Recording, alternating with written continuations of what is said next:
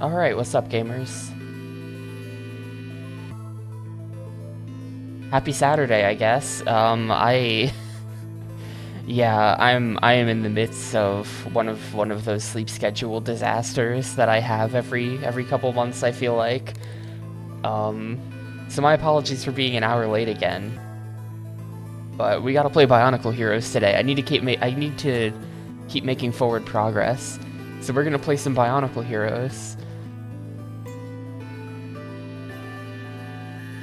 We're 2 worlds into this thing, out of 6.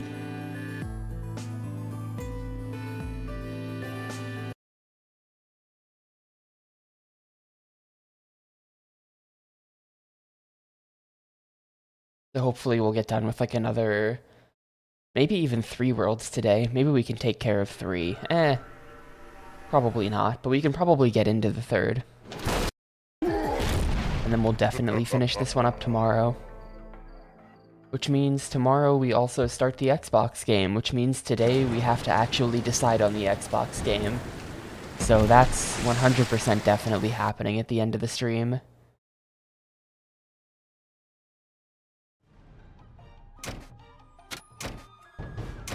I'm 20% of the way there, except I really don't think that percentage will be anywhere close to 100% by the time I beat this.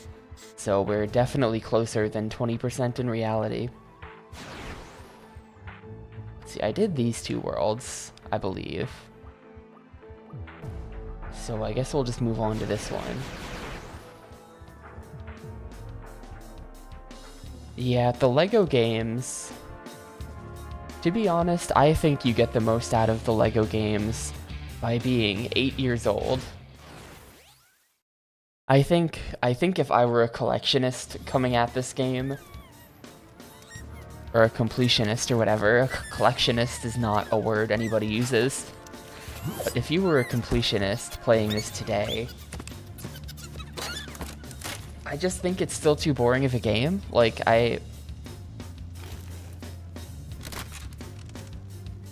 but it works when you're 8 years old, and it's like, holy shit, look at all this stuff that's in the game.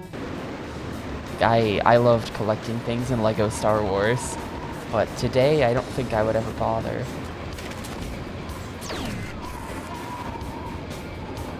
Each world is 4 levels, the 4th of which is a boss fight.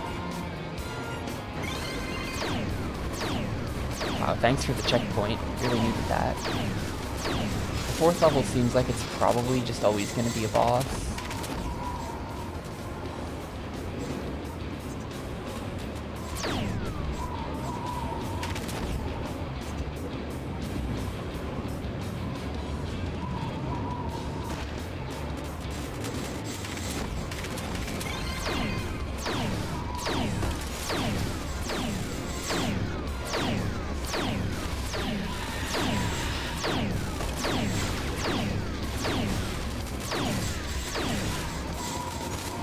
Yeah, this game looks like this. You might not expect it, but this game actually looks like this. They did make Kmart Resident Evil 4. The zoom on this is terrible. I hope that Resident Evil 4 isn't so far zoomed in like this. And I know that, yeah, I could put it in widescreen, but I'd have to mess with the layout for that, so I'm not gonna.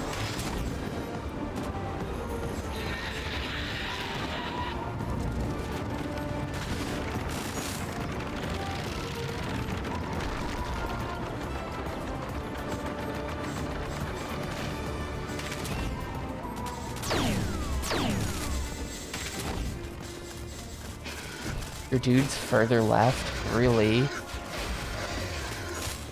I feel like what they should do, I feel like the issue is just that the camera is too close to the dude. Like, if the dude were just a bit farther away from me on screen, he would be a bit smaller on screen. And then I don't think the zoom would bother me. I think what's bothering me is just how much of the screen the dude takes up. Another thing here is that, I mentioned this yesterday, but they totally screwed up the controls. So like right now, because I'm not shooting, I'm turning left and right with the analog stick, and then the C stick also turns left and right, but slower. Like this is C stick left and right. This is analog stick left and right. So you turn much faster with the stick, and they've just duplicated turning and there's no strafing. But then once you start holding down the fire button, the analog stick turns into strafing and it locks the camera. And then you actually can't even use the C stick to aim at all. Like the C stick is doing nothing right now. So it's incredibly just like, it's almost like a normal third-person shooter, but like wrong in some ways. Yeah, also the fire button is A, so I'm holding down the A button, which means that even if I wanted to use the C stick to aim, I would have to claw it. You can't just like hold down, hold down R as the fire button. Man, I'm like kind of messed up today. If you can't tell, I literally just rolled out of bed and started streaming. So I think my voice is all messed up, and that's just how it's gonna be.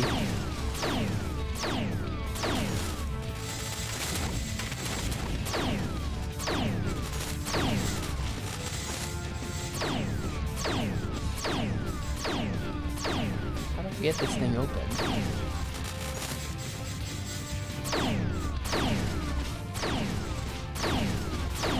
But yeah, this is a 2006 Gamecube game, so they kinda, like apparently this has a 360 version, so this is definitely one of those like those like transitional games. Like Gun also has a 360 version. Gun is kind of the same way, where it has a really weird look for the Gamecube, because it's just like, I don't know, it's just like trying to look like a 360 game with all of the bloom and the post-processing, but it just like doesn't quite make it because this is a Gamecube. So the end result is very I don't know, it looks quite different from a lot of stuff that's actually on the Gamecube. I don't have the guy for that.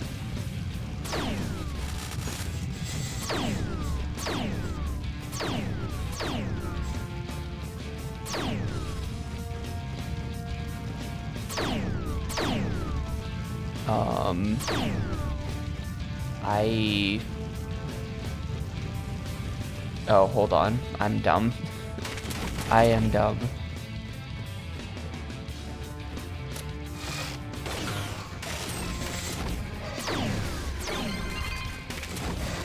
It's weird to imagine playing this on PS3. The PS3 version of this must be really weird. I wonder how many copies of that they sold at the time for little kids who have a PS3 for some reason.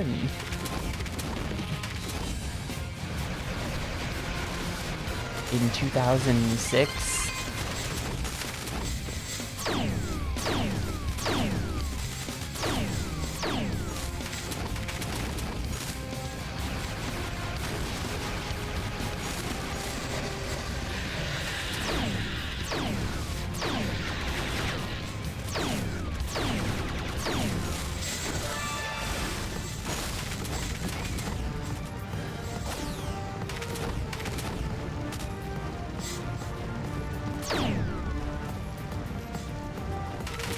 I'm just gonna guess that that's a dead end.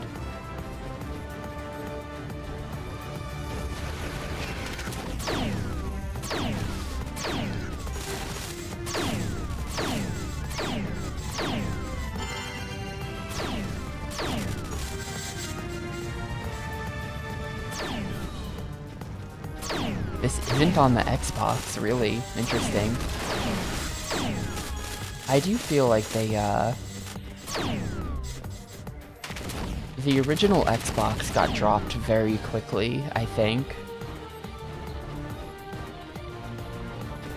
I think that was the thing. Everyone just started making 360 games, like, right away.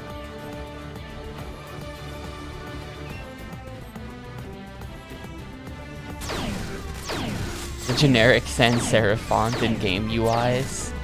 I'll allow it. I'll allow you to be bothered by that, because that sounds like the kind of thing that would bother me. Not that specifically, but something as small as that. I vibe with that. What's up, Miss Fran? How do I get through any of these doors? They closed every door.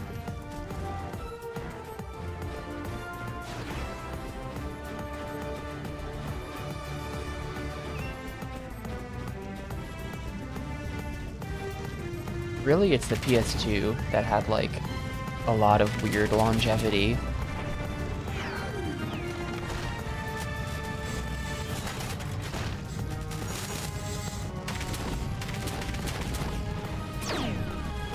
Let's see, did that do something? That opened that. I mean, yeah, not weird longevity, like it's the PS2, of course. We're seeing it with the PS4 right now, where it's just like, attachment rate to the previous console was massive, and then the current console is not that massive. So it's like, well, I guess we just keep making our games on the old one then.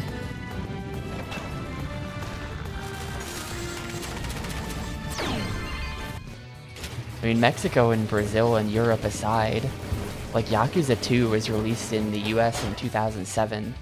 That's a December 2006 Japan release. December 2007 rest of the world release.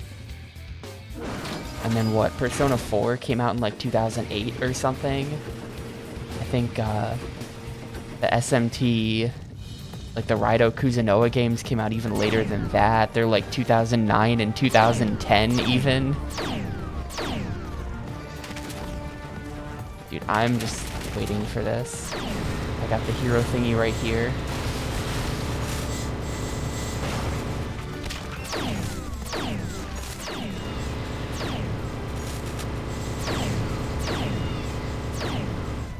This is just another boss where you wait to build hero meter to damage him, and there's no other way.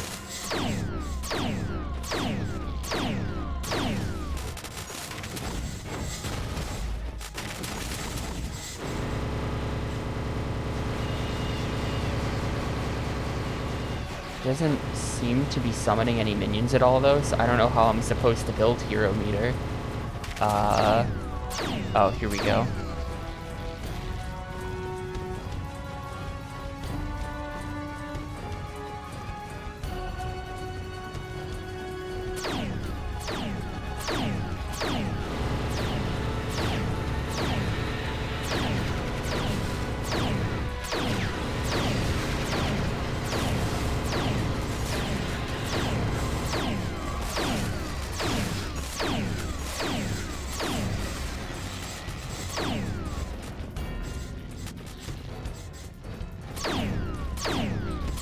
Please summon more. Thank you.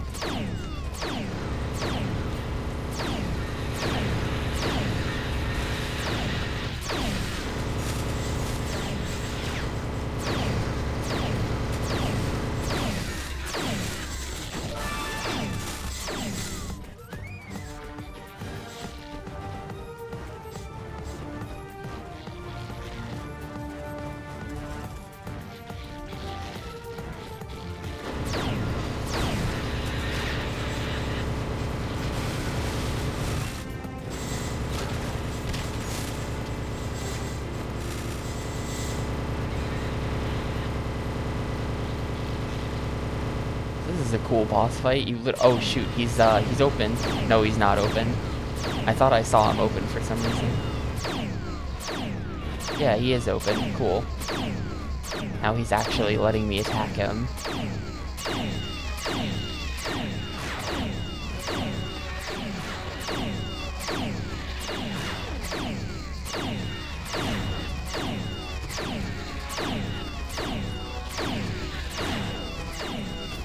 Yeah, well, Japanese console sales.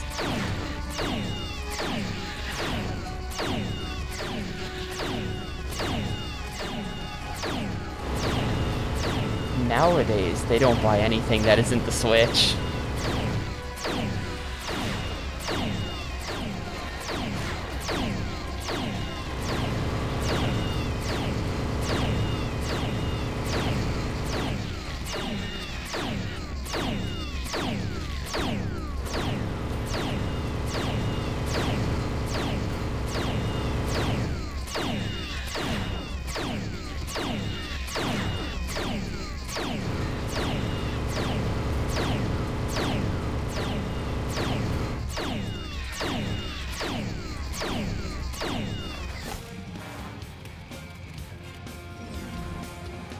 That room in Shenmue with the Dreamcasts? I do not remember that room in Shenmue with the Dreamcasts.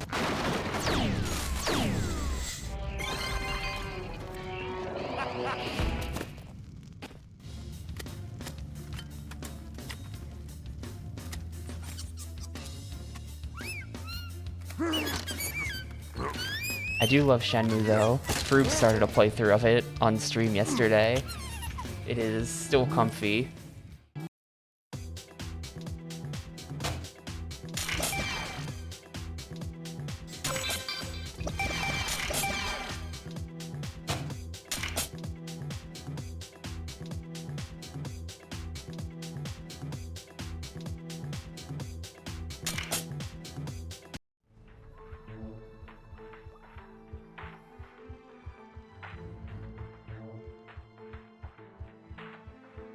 At this point, I think we were done buying everything I wanted on the smaller guys. Yep. And we are now working on the larger guys.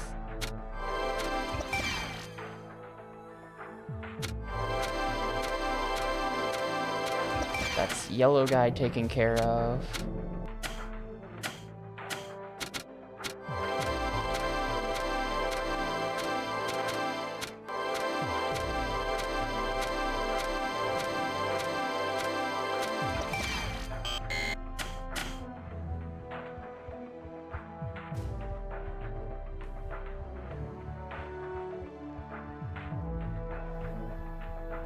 A weird 3D render of Sonic placing a rose on Sega's grave in the early 2000s. Damn. The Dreamcast is good. There's a lot of good stuff on the Dreamcast. Like, when you think about how little that console was alive for, like, that thing died fast.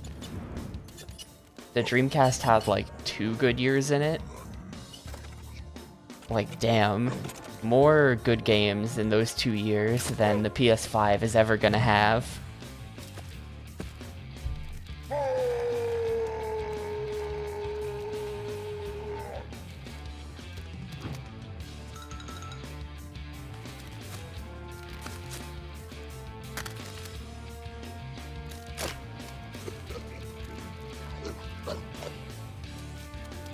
And for anyone wondering at home, no, you cannot skip these cutscenes, even though it kind of seems like literally nothing is happening in them. And I have no idea who this guy is. He shows up in all of them. He might be like the main antagonist of the game or something. Or maybe this is like the world boss who I keep fighting. I don't know.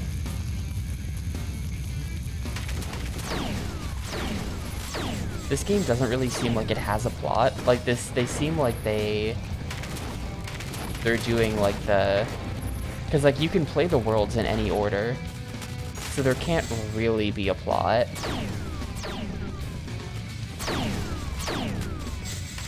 You know, like you can't, there's no plot.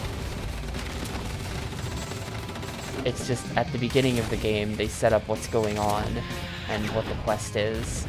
And then you do the quest, and then there's probably a final boss where you finally complete the quest.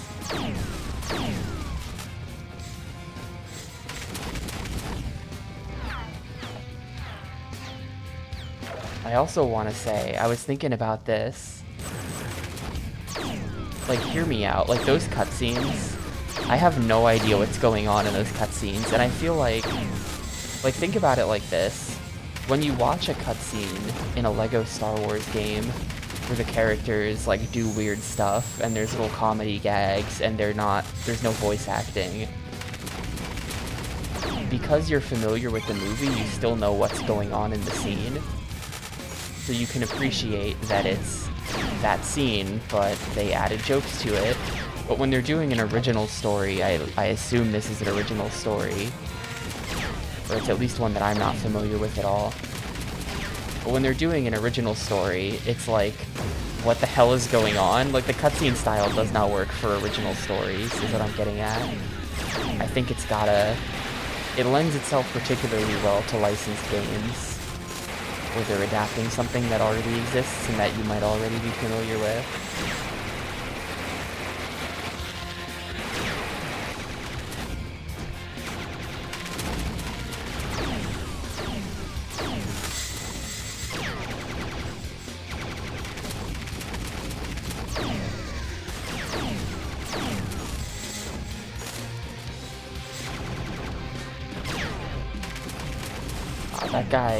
That guy's shots didn't get any faster. He's still kind of garbage, even at max power.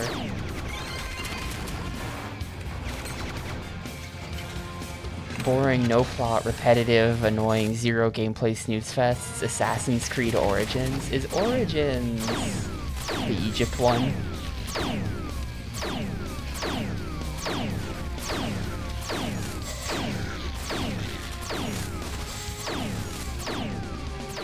Damn.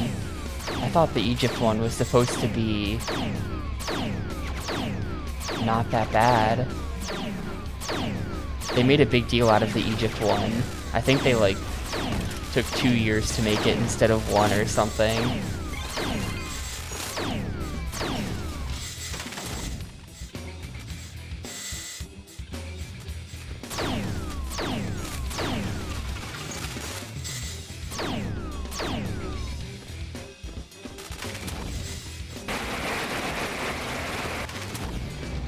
Never understand why certain people like Bionicles. Yeah, I don't know. I mean, I guess...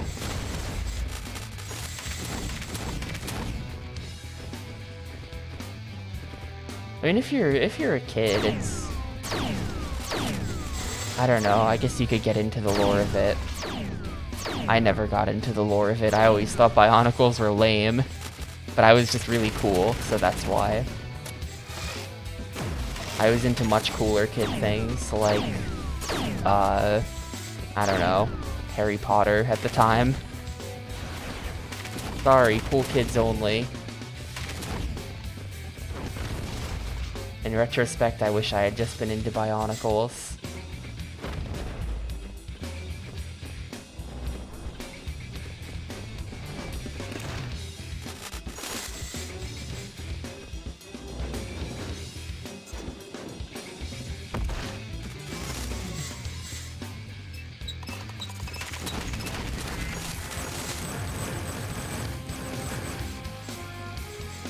The last story mission was 28, and now the next is 31. Oh no.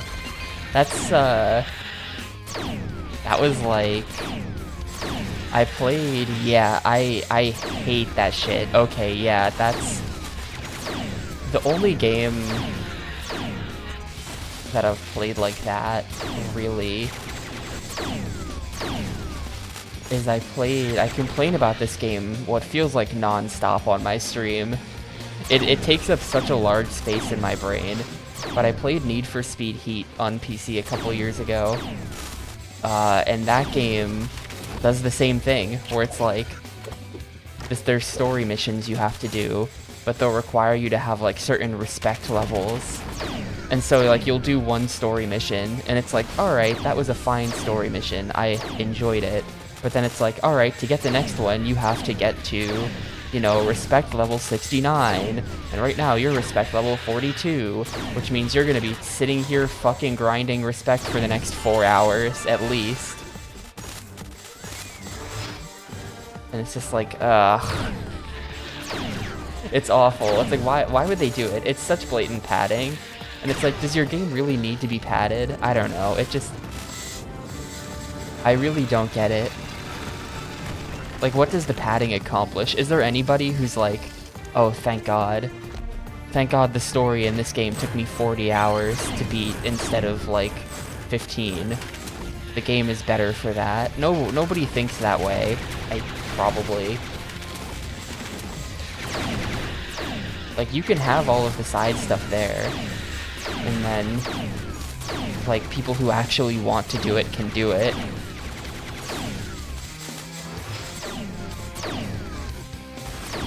But requiring, like, irrelevant grind between story missions is just awful. I hate that.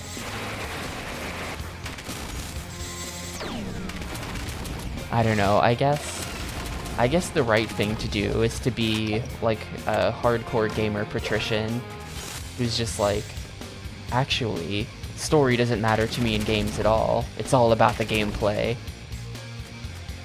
But, like, I don't know, man, if there's gonna be a story, then I want to follow that story, and I don't want it to be constantly interrupted by, like, oh, sorry, now you have to grind for 6 hours by doing stuff that has nothing to do with anything. It's bad. Very bad. Like, note that they pretty much never make you do this in a Yakuza game, even though those games have an insane amount of side content. They never force a grind on you, except for when they do. There are a couple games that have, like, money gates in the plot, but aside from that, they don't do that in the same way.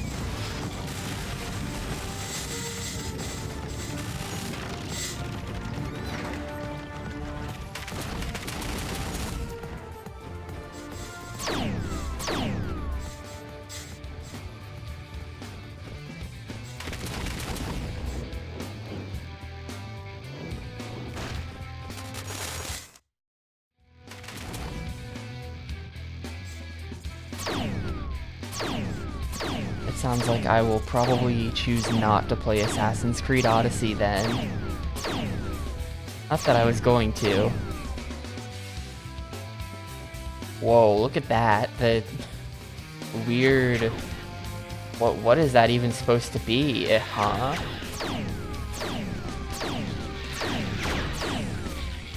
What is that? A really weird visual effect on the walls there. I think that's supposed to be like screen space reflections, but it's just like totally borked to hell. That's funny.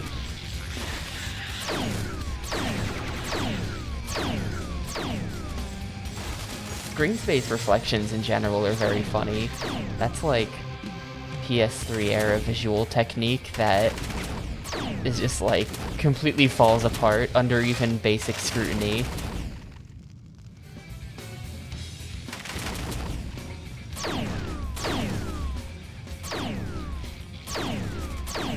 Like, if you're not paying any attention, it looks okay, and then you notice that for some reason, as soon as the buildings aren't on screen, their reflections also disappear in the shadow, or in the water on the ground, and it's like, hey, wait a minute. Hold on a second here, am I being tricked?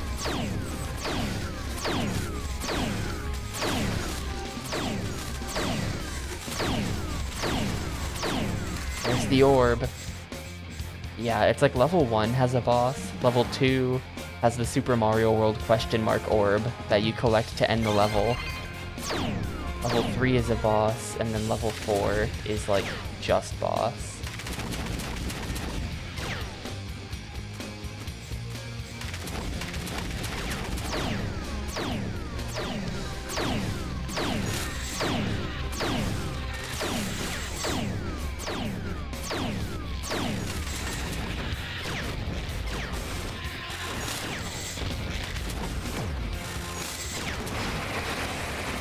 We're gonna do this because they're kind of far away.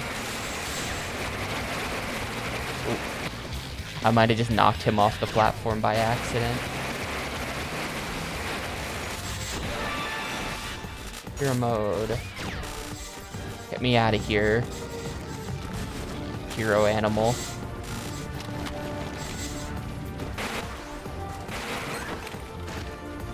Did that do anything? Do I have to hero mode twice? What did that accomplish? That didn't do anything. That just moved it to the other side of the room. Great.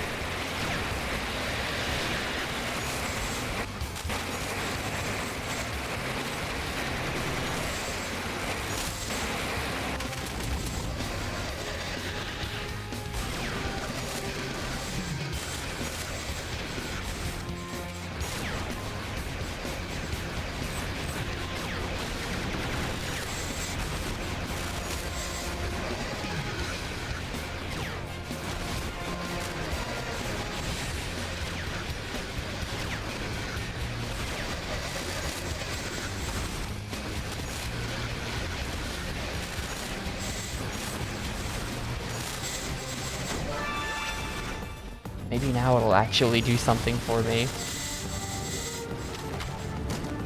There we go. Orb.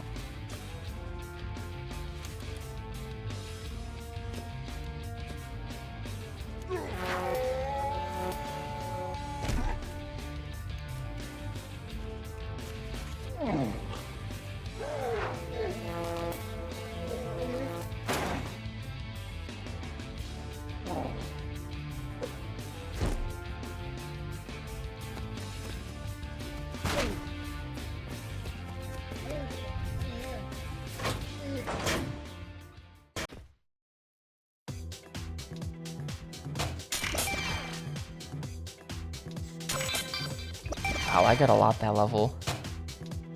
That was the cleansing plant.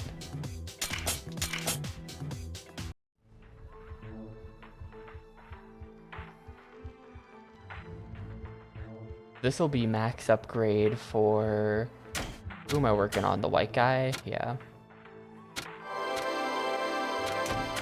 And then we just have this one left.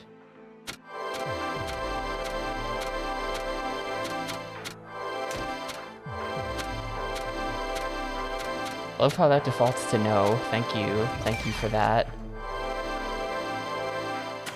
Alright, cool. So, I mean, I guess I can start dumping points into their special abilities, but to be honest, I don't think I will. Their special abilities seem 100% optional, and they just lead to optional areas. So I don't think I want... Oh, I know I'm missing the last one. I don't have enough.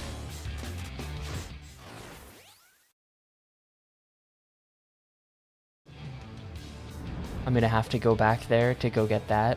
But I think I'm not gonna bother unlocking their special abilities, because I don't want them. I don't want to be going to optional areas by accident, using the abilities, so we're just not gonna do it.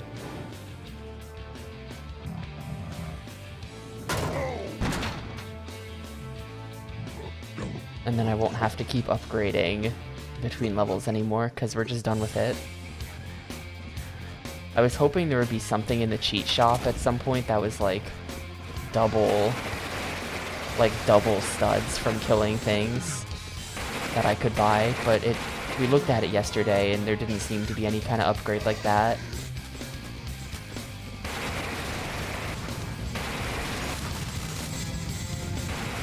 All of the hero mode grinds will stay slow.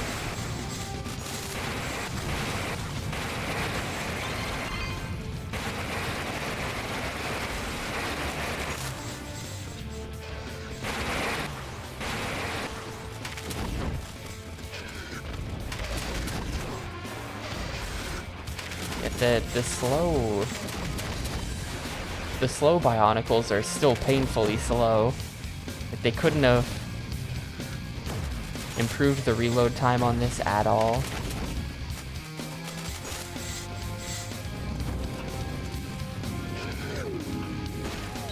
The game just had to be this way.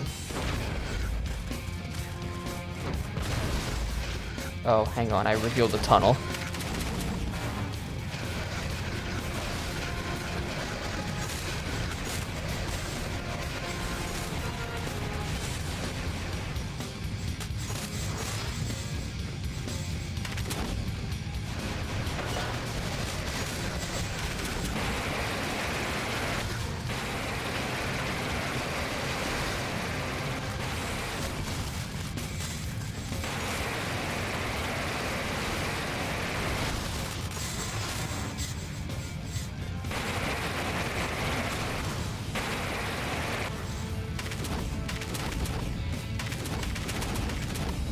Does this game have the early 2000s rock? I just realized that I have my speakers down really low, so I can't hear anything that isn't the sound effects.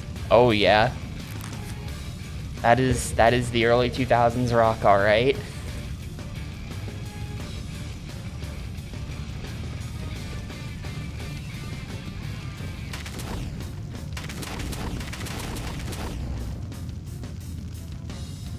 That is 100% shitty 2000s rock.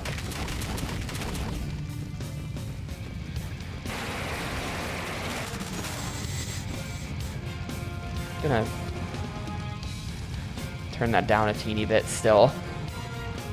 This is one of the loudest games on the GameCube, believe it or not. I have it turned down very far. Normally, most GameCube games operate at like the -6 level is good for them. But for this, I'm all the way down at like -9.5. Very unusual.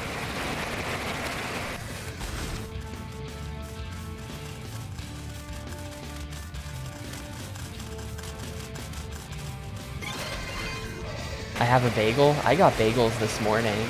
I was still up at 7. And everyone knows that 7 a.m. is the hour of the bagel. Don't let anybody tell you different. And so I had a really comfy walk to the bagel place.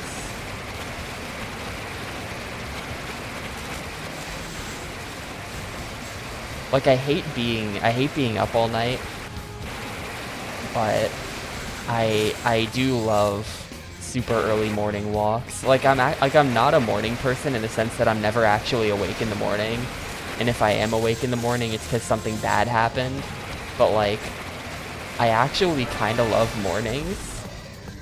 Like, they're so nice. Just like the weather and the lighting, and like there's like not a lot of people out yet. It's just, I think that mornings are just like pretty damn cool. I like mornings.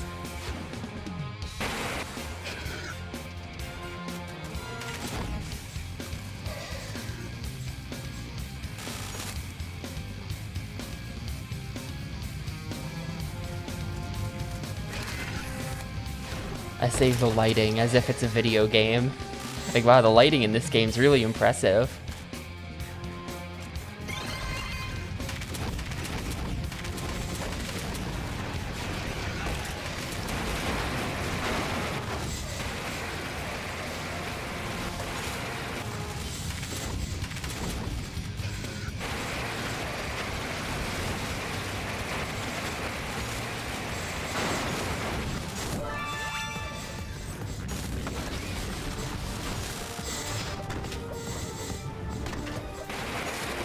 I feel like it would be cool to, like, if I had this level of control over my life, I feel like it would be cool to just adjust everything so that, like, I go to bed at, like, normie hours, and then I wake up at, like, 7, and then I just be super productive in the morning, and then I stream in the afternoon, and then I eat dinner, and then I'm in bed at, like, 10:30, you know?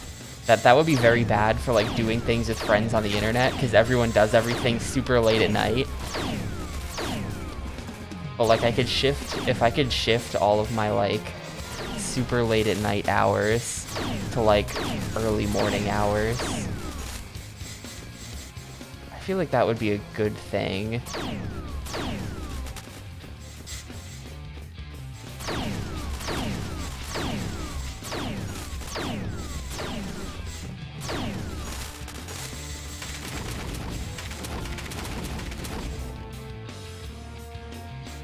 You might be a normie.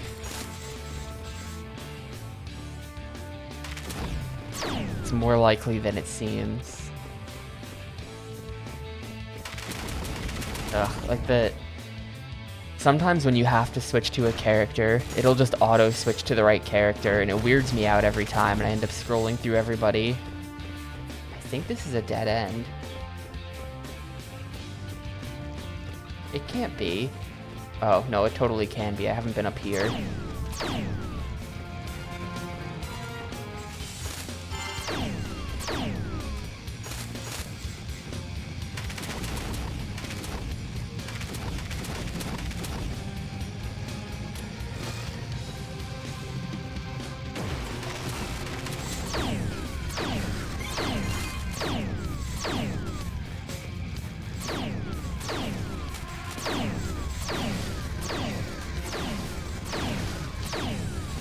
Yeah, you play as the full team of Bionicle, and you can just swap between them. You can switch to your favorite Bionicle. My favorite Bionicle is the green one, because he does the most damage, so he makes the levels end the fastest.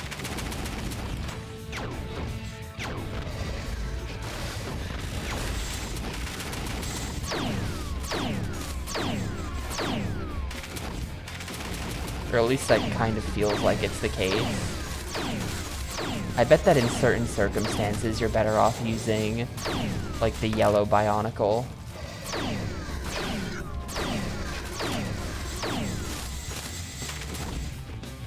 Like, when they're grouped up like that, I did a ton of damage with the yellow Bionicle. But, it just... The slow reload rate makes it feel really bad.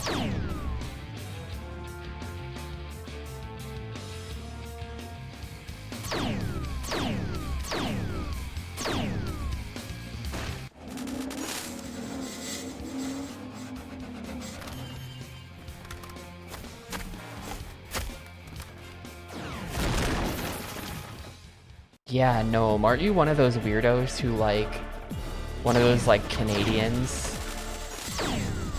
Where it's like, I'm actually an hour ahead of Eastern time.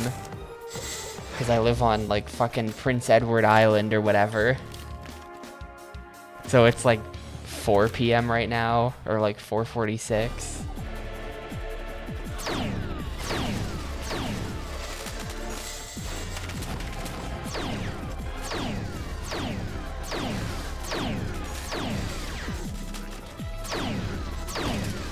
That's, like, pretty crazy. That's, like, Canadians and, like, certain genres of South American. I think Theo's like that, or Theo's one of the really crazies who's, like, half an hour ahead or something of Eastern Standard Time.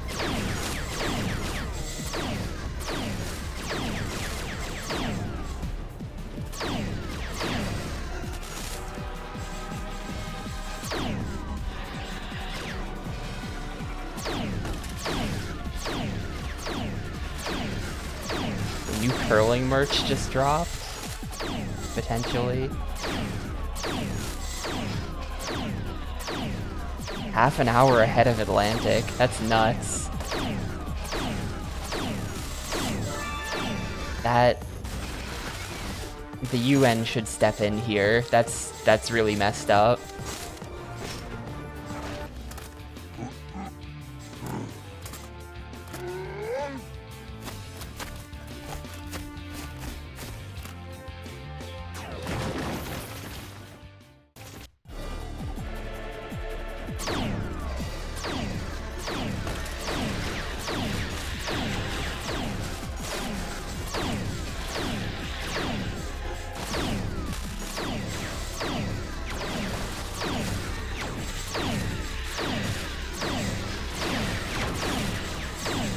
Hero mode. You can just farm them right out of the pipe.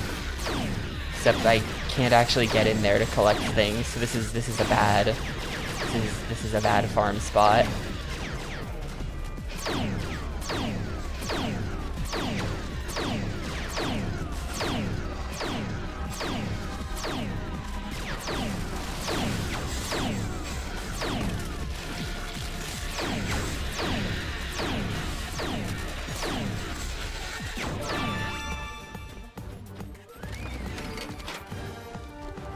Am I gonna do a single actual hit to this boss, or was it just 3 hero modes and then he's dead?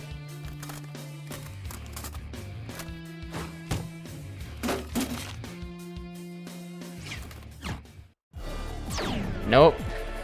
The entire boss fight was just completely ignore the boss and instead go stand in the corner and grind these enemies. Usually halfway through a boss fight, you actually, like, start fighting the boss properly for a little bit. He starts revealing himself. Not this time. And no, there's no actual dialogue. It's, it follows the formula of the old licensed LEGO games, so no one talks. Wow, what is that horrible noise I just created? What have I done?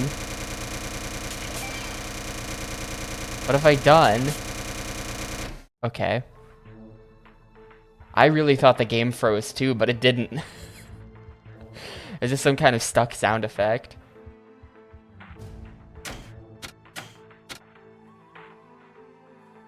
Here we go. Max HP and max weapon on every character. Let me make sure there's nothing interesting to buy in the shop. Yeah, this is all just like stuff you can buy. Bonus levels, no thank you. That's all like stuff you can buy to make your place look cooler. Do I have left? Quite a lot. I only did the first board and the first dual mini game, or the first dual map yesterday. I would have done more, but I woke up late. So I totally just fucked up my whole life. But I had other stuff I had to do. So I was only really in for the one.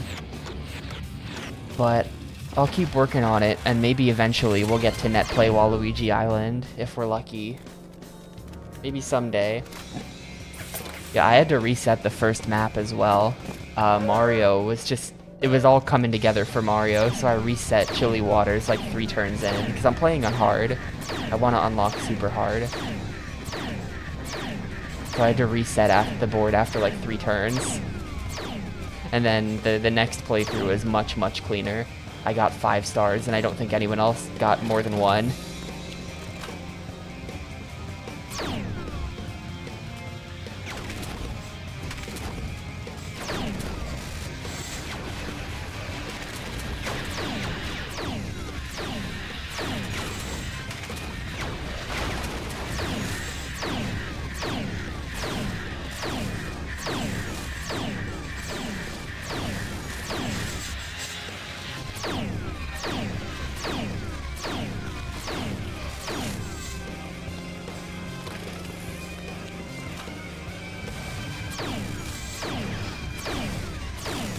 Soundtrack's kind of going in though.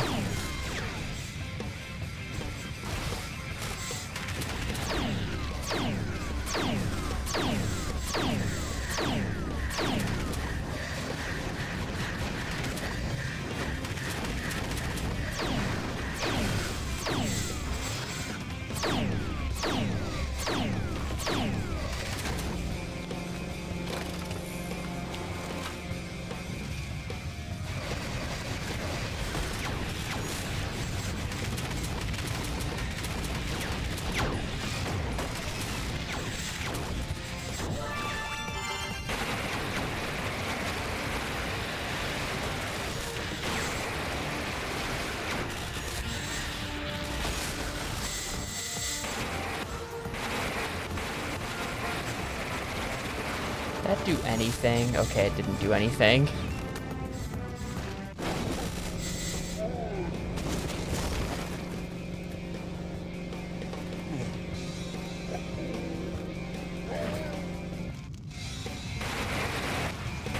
That was maybe 2 hearts of damage, maybe only 1.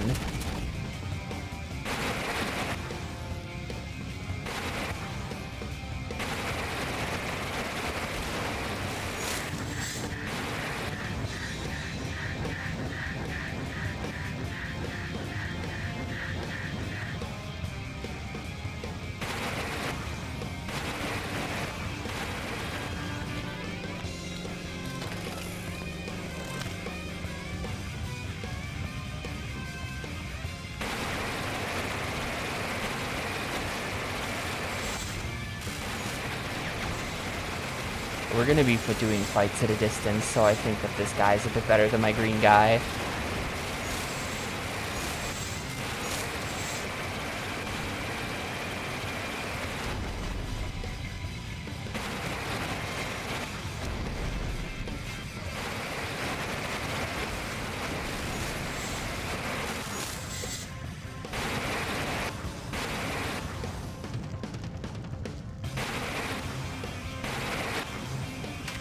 He's like he's not spawning in.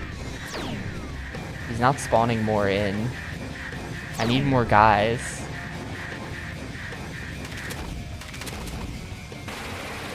More guys, please. Yeah, there he goes. He's going to the lever.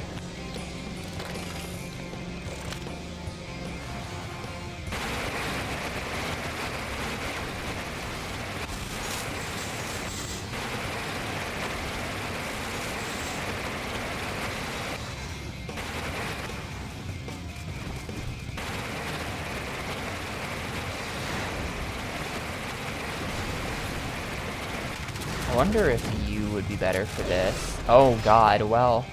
R.I.P. the Mask of Ice. That was fast. I didn't realize my health was so low.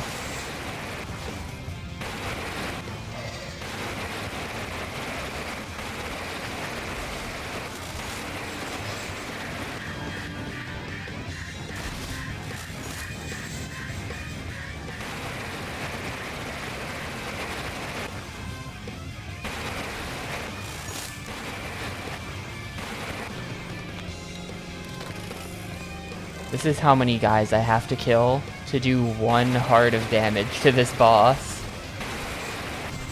I don't even think I'm missing anything. Like, it really feels like I must be missing some kind of mechanic, like a hidden multiplier mechanic or something. But as far as I can tell, I'm not, if the game is just like this.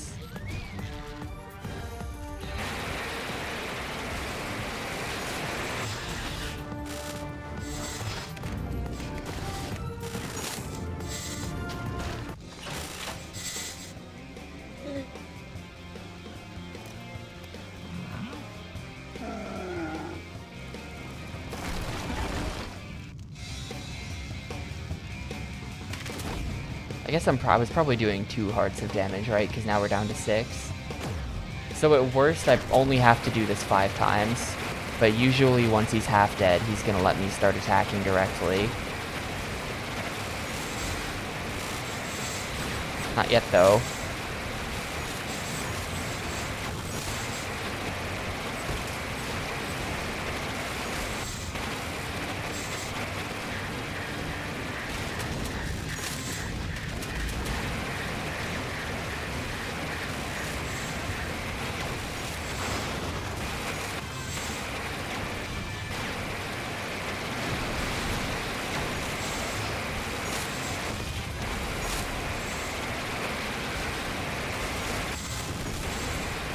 Getting it much faster now that he's actually spawning some enemies in. Instead of just standing around. I'm gonna swap to someone I don't care about. It looks like I was maybe gonna die. We're fine.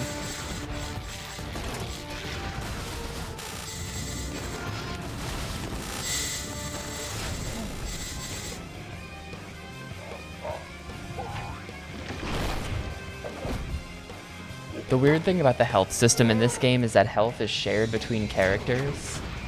And really the way it works is once the health hits 0, whatever character you're currently using becomes lost until you find their mask again. So if you're using someone who you like and they're about to die, you can just swap onto someone you don't care about, and then they die, and then you're back at full health, and then you're good to go with your guy who you like again. If I just monitor my HP, and once that gets down to 1 heart, I can just switch to some idiot who I'm never gonna use.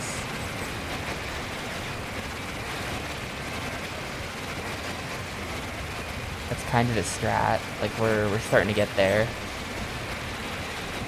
I'm gonna swap. I'm gonna swap to our friend the Yellow Man. Mask of Stone, and now we're back at full health with the blue mask, which is the good one, so there.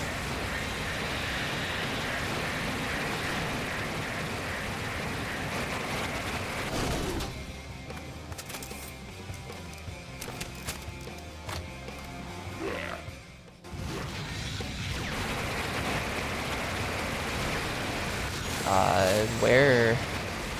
I have to go, okay, there we go.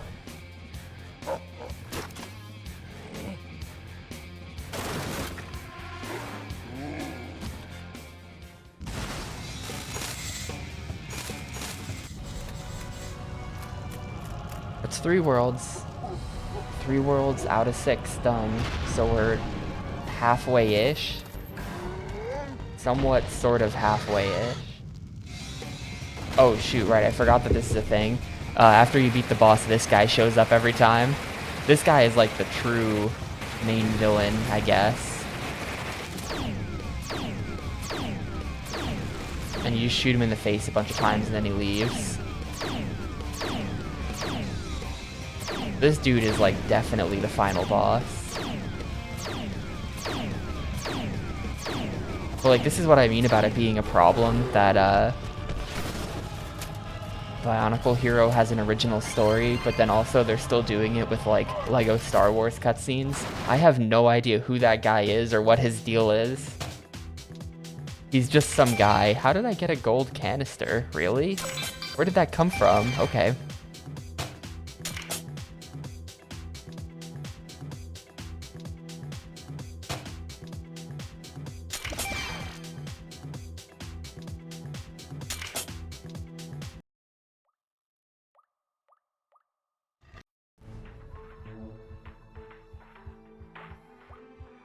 I guess we'll do, this is gonna be, yeah, Lava World.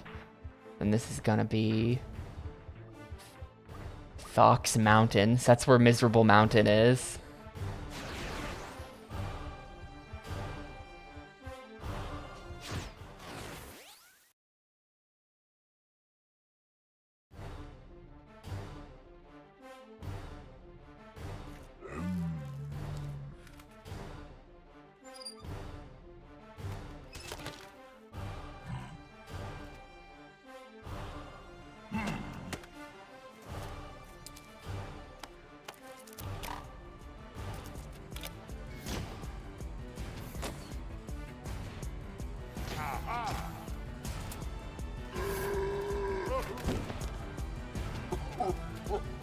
I do think those cutscenes are kind of just nothing though. Like, I think that every time you start a level, they just do like a little comedy sketch with some Bionicles. I don't think those are characters.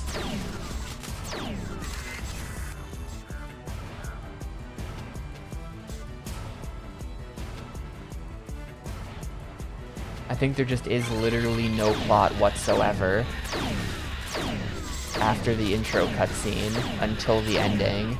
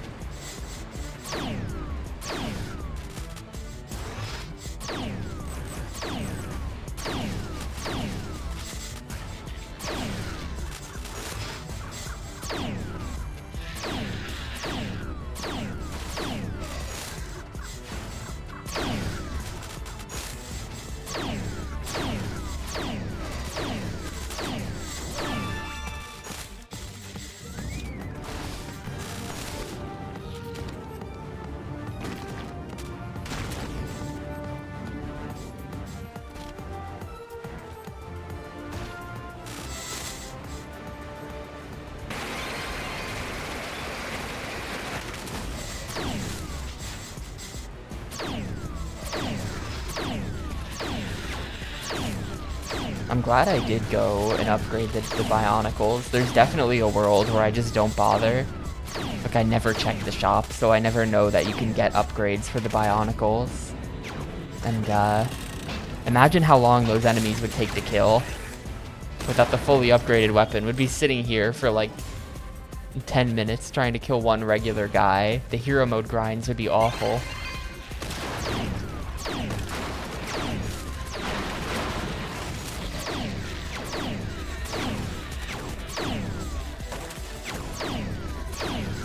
Also, shoutouts to Gnome for checking the manual and telling me what the upgrades actually meant, because I was upgrading the wrong thing, as it turned out when we first found the upgrade section. Because they don't actually, like, they give you the name of the weapon in the upgrade section. Wasn't it you? Was it not you? Well, shoutouts to whoever it was. Maybe it was Mayo. Was it ID? Maybe it was ID. Someone checked the manual and told me, streamer, you're upgrading the complete wrong thing.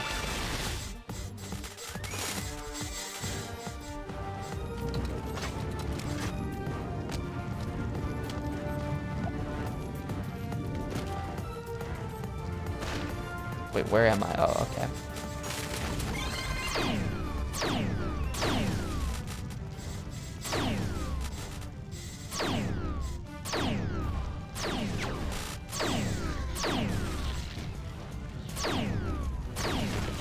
Looks like I need the sniper mask. Where is it? Here it is. They always give you the exact mask you need, right where you need it. If you actually do need one.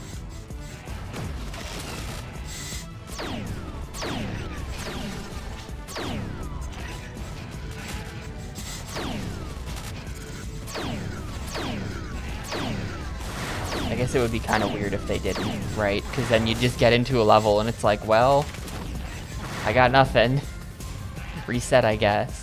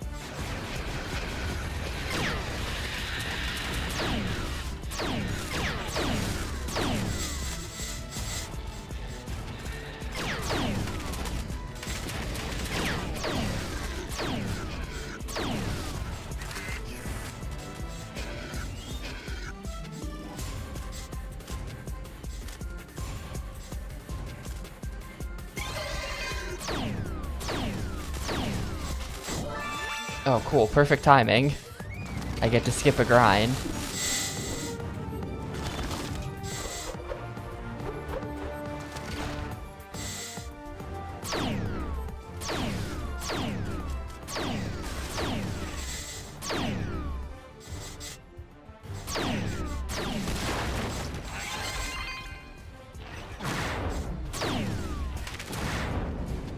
It's funny how, like, when you play Lego Star Wars, right, if you try, like, assembling something with the Force, and you get hit with by an enemy, it resets it, right?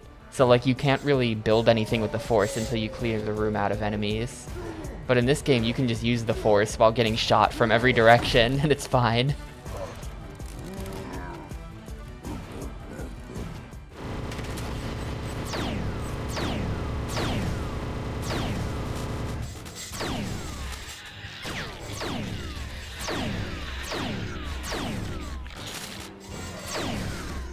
I don't know if that's a compliment or a complaint, but it is a thing that I noticed kind of early on.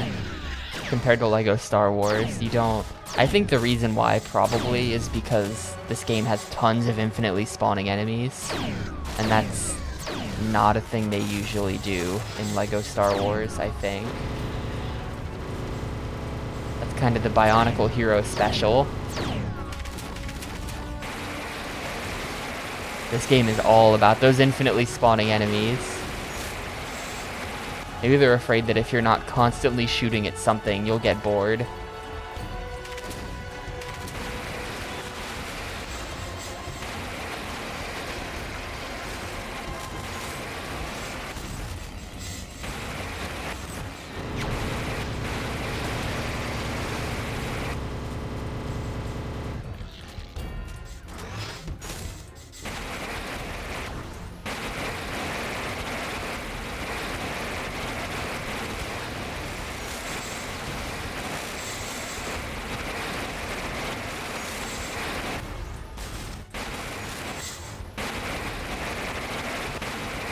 Can't have our players getting bored in this 25 level long third person shooter where you just hold down the A button and walk around.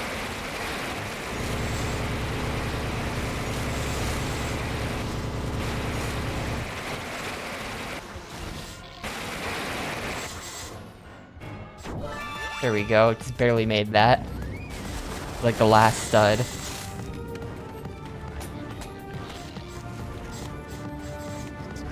Come on, get him, big spider. Oh, it's not even getting him. The big spider is just... I guess it made a ramp?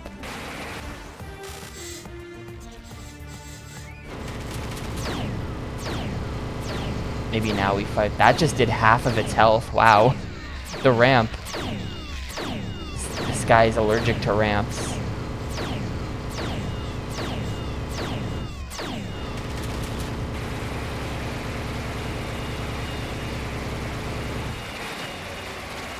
Can we just stand here?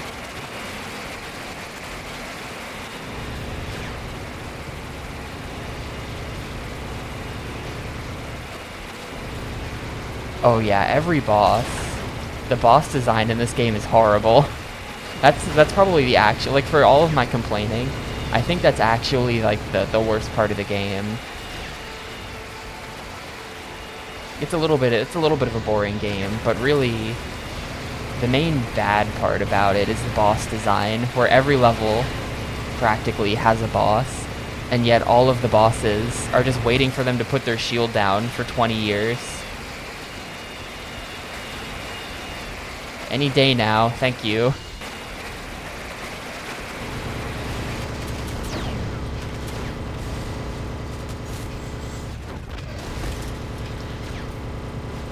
I'm kind of trying to just embrace death on this guy.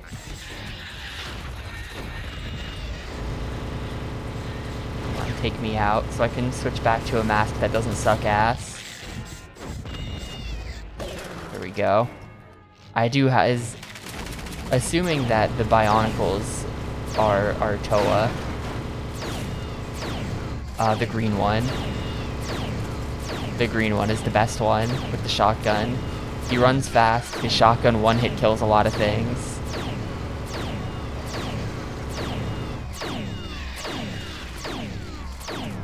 The green Bionicle is best boy.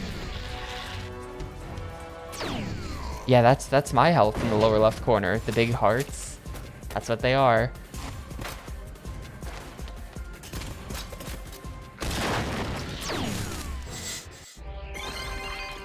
Who's the other best boy? There have to be two. The best boy electric and the best boy grip, or whatever the other one was.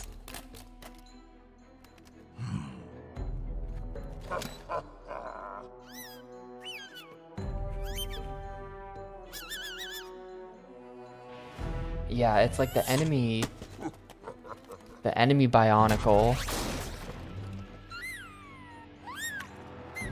are like being taken over by a brain slug.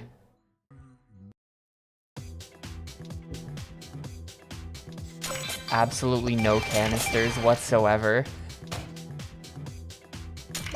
Oh, apparently this is world 1. I don't even think I could do this world first, but I guess it is all the way on the left. So it makes sense.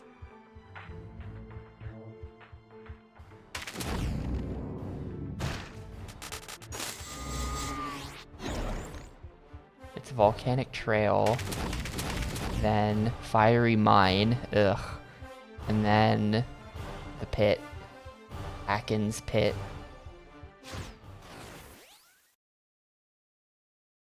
Yeah, there's 24 levels plus probably a final boss.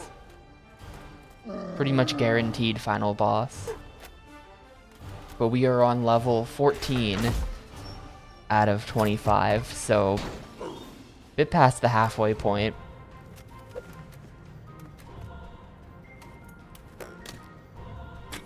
But it is not a short game.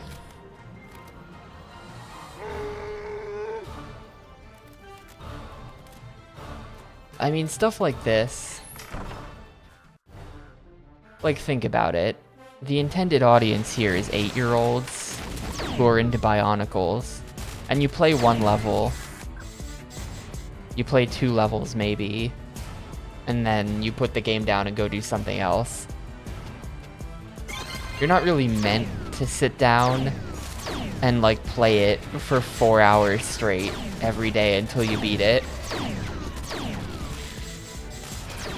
But so like I get it. I get that I'm not necessarily playing this in ideal conditions, but also I feel like, yeah, it's better in short bursts, but to be honest, I do feel like a good game holds up to that level of scrutiny where you could play it for hours and it's fine. And if your game's only fun for like a half hour at a time, then that's maybe indicative of something.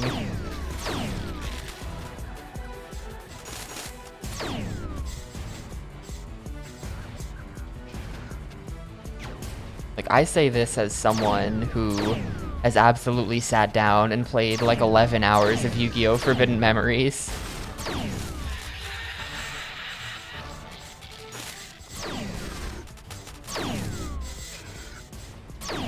That was a pretty comfy time last time I did an FM run, and I was just side gaming it with RuneScape the entire time, and I had both on stream.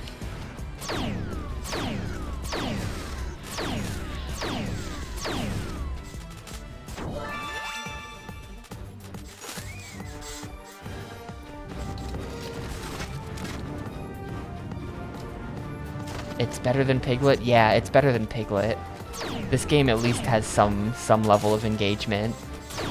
Piglet would be like if you took this game and removed the shooting and like made you walk really slowly.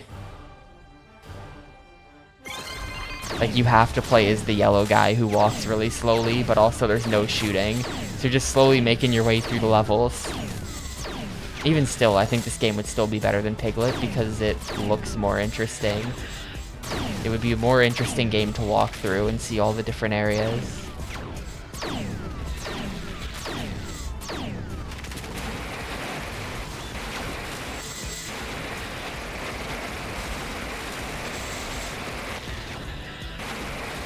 Piglet's big game is definitely just like king of boring games on the Gamecube. It doesn't get worse than that, I think.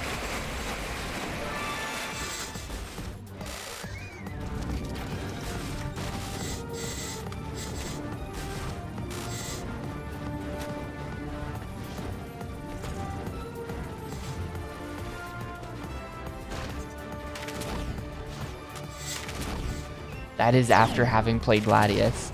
Gladius...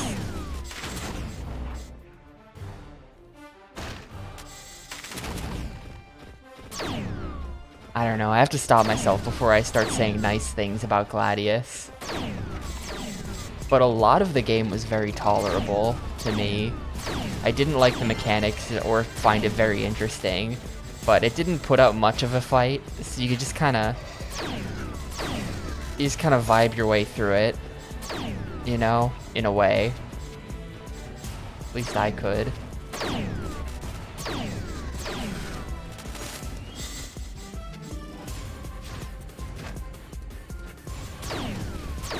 It was just really, really long and the same thing over and over. So like I could have done with the game being done after 10 hours, but instead it was a 35-hour game. But you know, I felt the same way about like Phantasy Star Online when I played that, where it's like, I think I also gave that game a 1, but you know, it was kind of just like a grinding game.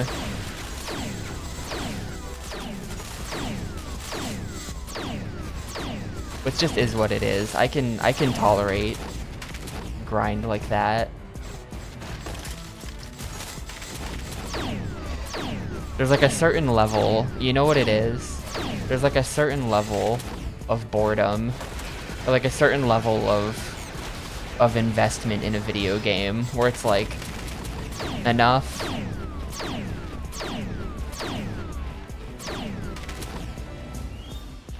Like it's just enough. Because like you could reframe Piglet mentally as being a grinding game, but that wouldn't work for me. And I think the reason why is because Piglet is literally just walking around. It was just the most boring thing. But like a Gladius or a PSO is like, it's also just walking around, but there's also just dudes and you shoot them and they die. And you just do that over and over again. I can kind of tolerate something like that a bit better.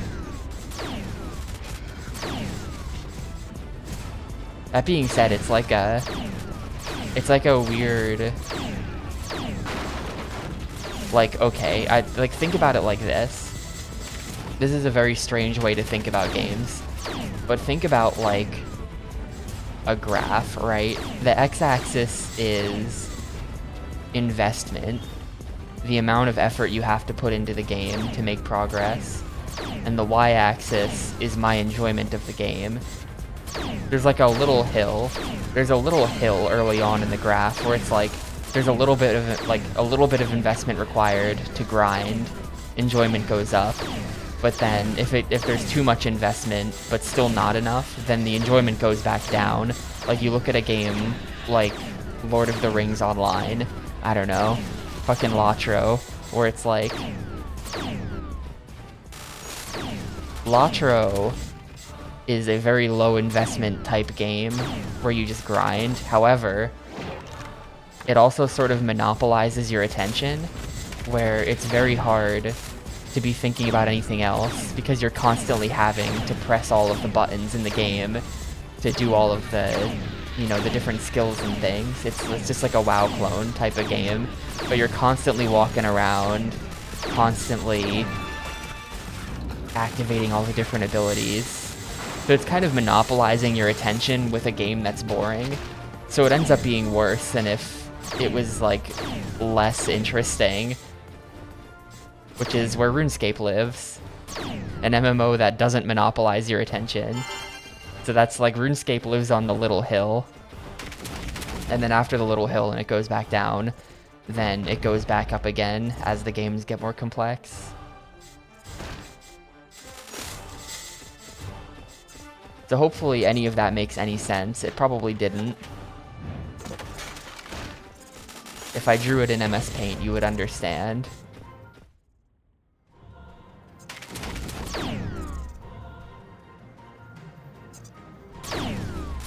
I love repeating voice lines. Repeating voice lines are funny.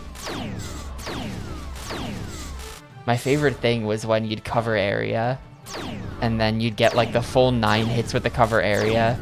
So in one turn, you'd say, "Do you like what you see, Imperial? Do you like what you see, Imperial?" Like, she would just say it over and over again. Like, imagine if she was a real person doing that. This is the same line. Everyone else is looking at her, just like, "You okay? Why do you keep saying that?" It's just funny to me. I like repetitive voice lines. It's good in the same way, like, some of the bosses in this game do this, actually, where they, like, if there's a boss in this game that has, like, a machine gun attack, every bullet of the machine gun attack has, like, a shot sound effect. So the end result there is, like, extremely loud gunfire, versus, like, the same gunshot sound played, like, 20 times a second, and it's just got this, like, satisfying quality to it. It's the same for me with repetitive voice lines, where it's just, like, funny. It's just kind of funny to me. I'm not gonna explain further. It's very video gamey, is what it is. Like,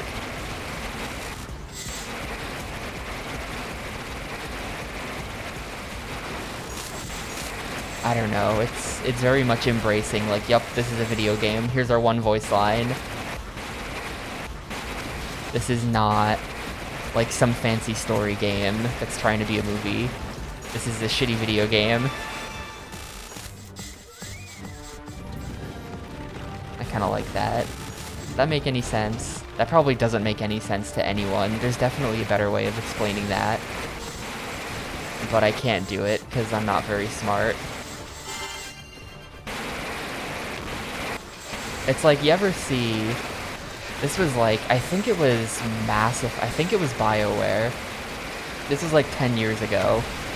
I think it was like BioWare was giving an interview relating to Mass Effect 3 or something like that. Or it was like Naughty Dog or something. It was some, like, developer like that. And they were like, yeah, we don't like boss fights in our games because they're too video gamey. I appreciate video gamey things. Whatever that means, I like that.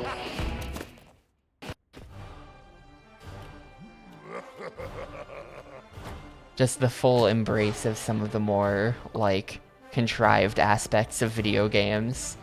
And not trying to, like, aspire to being a movie or something. That does sound like a very Neil Druckmann thing to say, doesn't it? I think Neil Druckmann is the guy who said... Is he the one who said, like, we don't use the word fun at BioWare?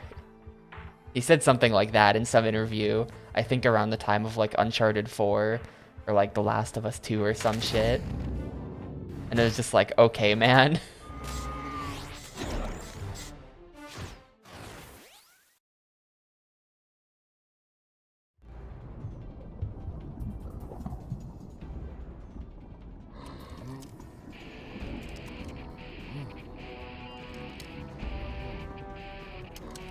Was that The Last of Us 2 where he said that?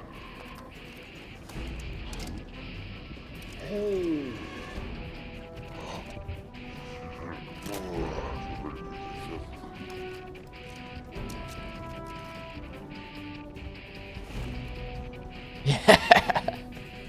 The Last of Us 2. I don't know. I haven't played either Last of Us game. I'll probably end up playing the first one at some point. I'm sure I'll end up playing that eventually. I played all the Uncharteds. I kind of like those. The Uncharted games are good, actually. That's like really not a hot take. But those are some fun movie games.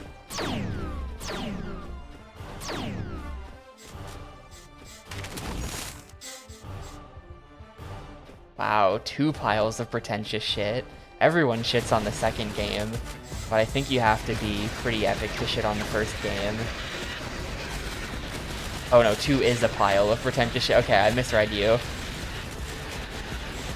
I read that as 2 piles of pretentious shit.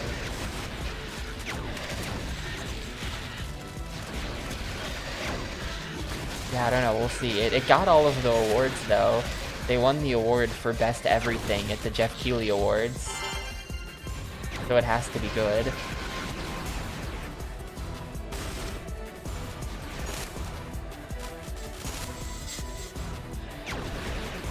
The Jeff Keighley Awards, where at this point we're all tuning in just to see who manages to get up on stage.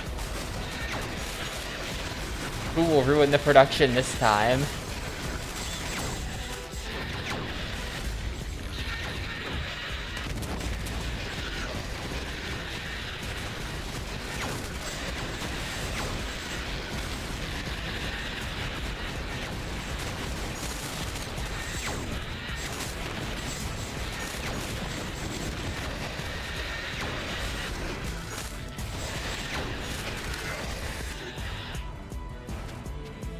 Yeah. I mean, Jeff knows. Jeff knows. His awards show is just like poor man's E3, where it's just like, we don't have nice things anymore when it comes to E3. Like, that's dead. So instead, we have to just like tune in to the 3-hour awards show and sit through all kinds of bullshit no one cares about in the hopes that something interesting might get announced. And every year it's like, ugh, even Jeff Keighley Awards are on, and every year I still watch, just in case. Oh, I got the full heal, nice. I have no idea why I just full healed.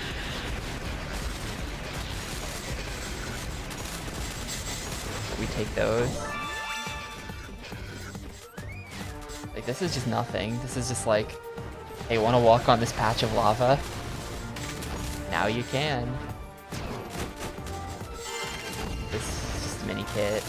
Oh, there we go. There's my hero mode thingy. Dude, it's so funny how, like, people still, whenever things happen, whenever something sad happens, like in Twitch chats and things, people will still press F.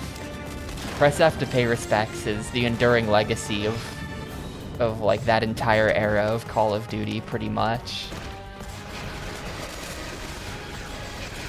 I feel like Call of Duty had like a dip in popularity and it's kind of back now, right?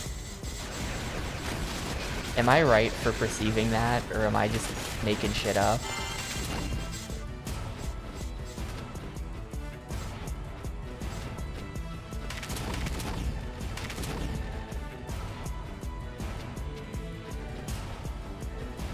This is where I came from.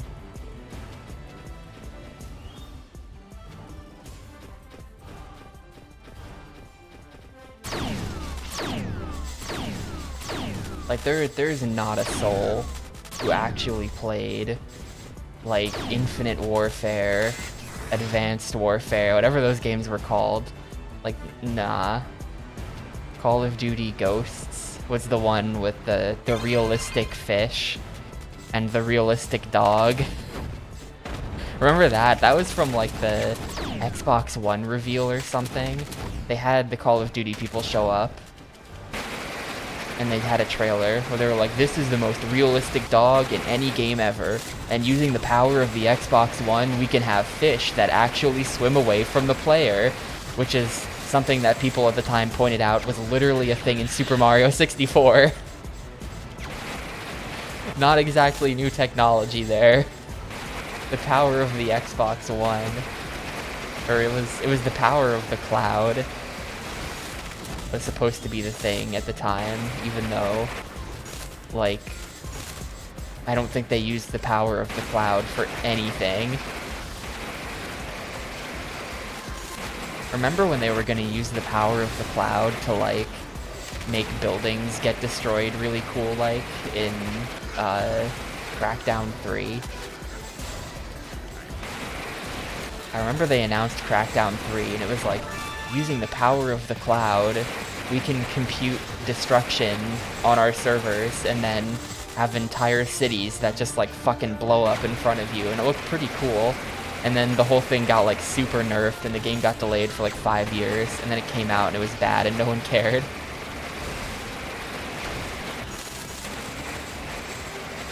It's pretty disappointing.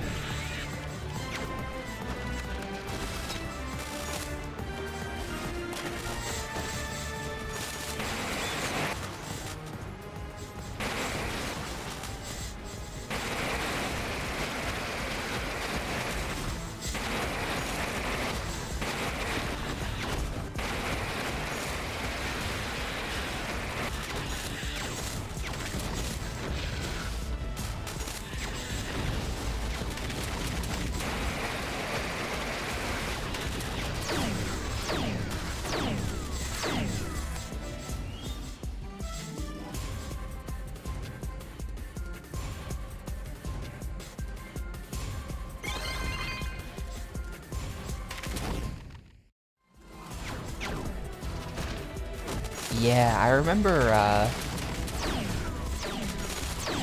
when Battlefield 3 was gonna have a really in-depth destruction, and they had to completely gut it. I remember people being mad about that. I think it was Battlefield 3.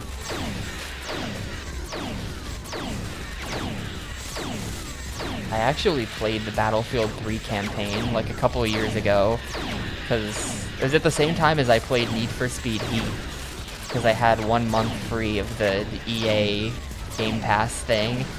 So I just played a bunch of old EA games on PC, and I played that finally, and it was like very in one ear out the other for me. I already don't remember anything that happened in that, other than thinking it felt like weird military propaganda.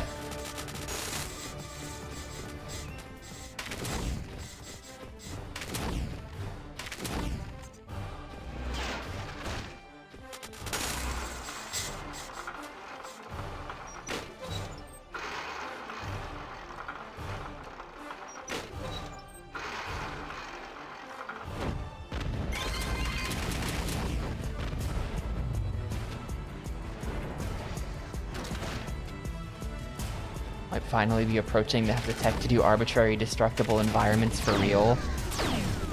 Ads for SolidWorks modeling real-time destruction. Interesting.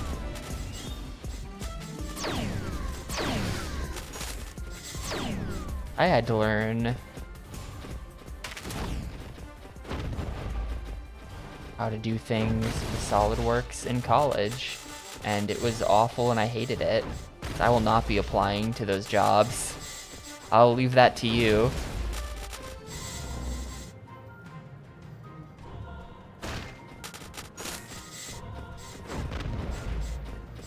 Did I not?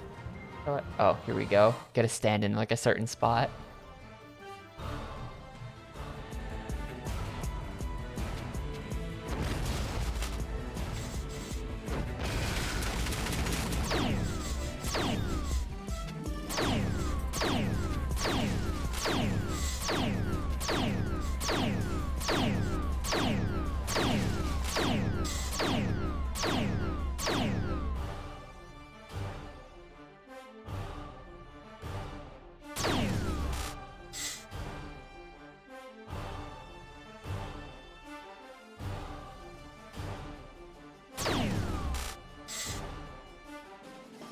I have not seen it. Did that like just come out?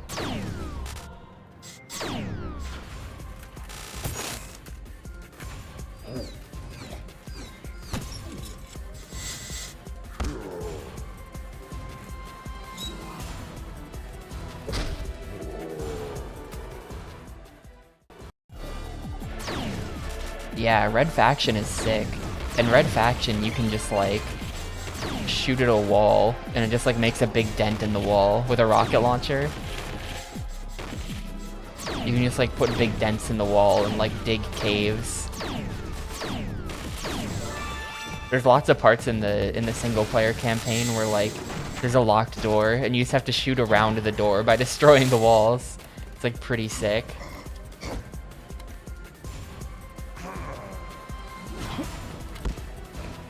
They should have gone with the Final Fantasy naming convention and called it called it Modern Warfare 3-2.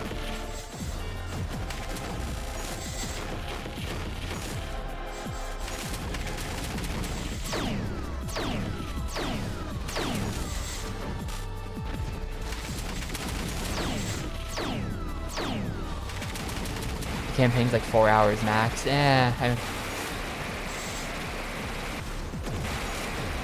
They're very multiplayer focused. I feel like that was a complaint about the original Modern Warfare 3. I've never played a Call of Duty campaign, so I can't comment one way or another. My experience with Call of Duty begins and ends with the time Pi made me play Warzone with him for a couple hours.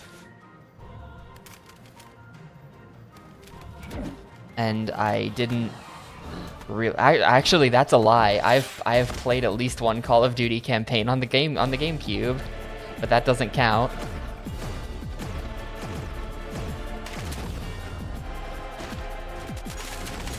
I think I played the first Call of Duty on Gamecube, but not the second one.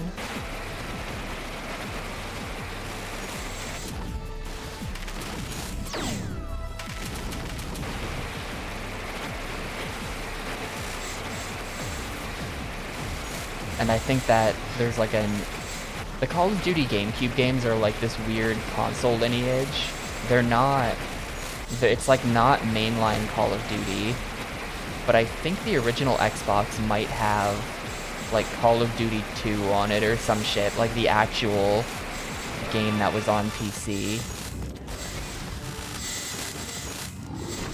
I think it's got quote unquote real Call of Duty on there.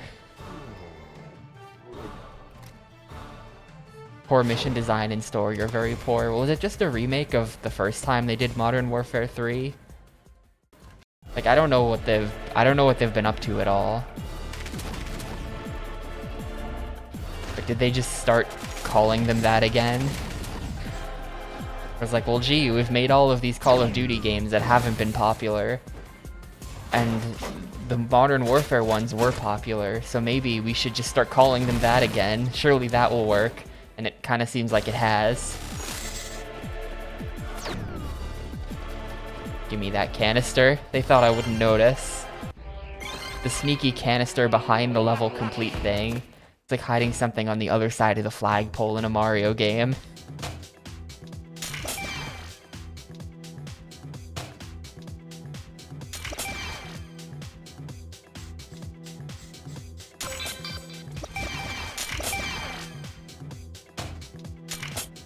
I wonder why I'm getting, like, bronze medals for this. What does that mean, do you think? The medal color. Because before it seemed like we were getting 3 blues, and then the boss room was a silver. But then what the heck are these bronzes?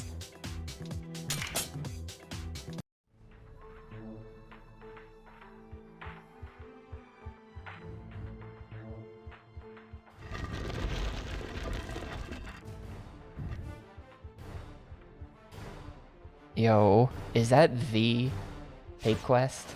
Hi, Pape Quest.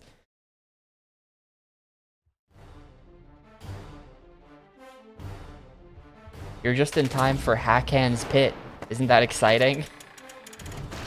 You're just in time for a boss fight where I ignore the boss and shoot at the minions for 20 minutes to build up enough hero mode to kill the boss.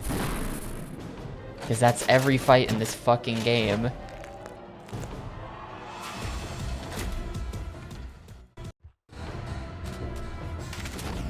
Shotgun man. Oh, there's my hero mode Legos. We're just actually doing that.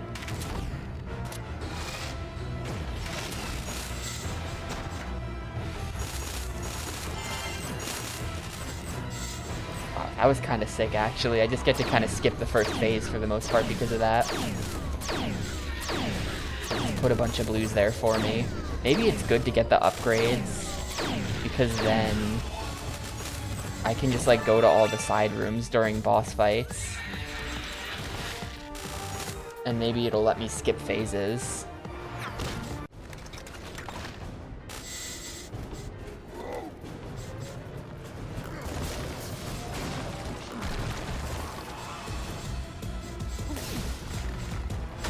Annual release schedule is unsustainable. Yeah, I don't know how, there was an interview with Yokoyama and some other guy, the top dudes at RGG right now, doing the Yakuza games, or I guess the Like a Dragon games now. But there was an interview with them about, you know, LAD8 and Gaiden and stuff that are coming out. And I think they said in the interview that they made the entirety of Gaiden in like 6 months. And that they just did it as a side project while also making 8. I don't understand what's going on over there at Sega. But like, excuse me, what the fuck? They're like, yeah, we just work on like 3 games at a time, same team. Like they don't have like a B team and a C team or anything. I know they have in the past, because the C team made Fist of the North Star, but they said that they just have one team that just works on multiple games at the same time, and they just shit them out like really fast. And like, if you've seen any of the trailers for LAD8, it does look like a really impressive game as far as like the amount of stuff they're able to put into it. So it doesn't even really seem like the games come out very rushed or like unfinished or anything. Like, you have to wonder about what exactly the process is like for how they make these. They must reuse like 98% of the game every time. I mean, they do. They obviously do. I think the secret is they reuse so many assets that they can just like record some cutscenes, have a guy go in and script the story events together in terms of like the plot triggers, and then there you go, you're done. Game done.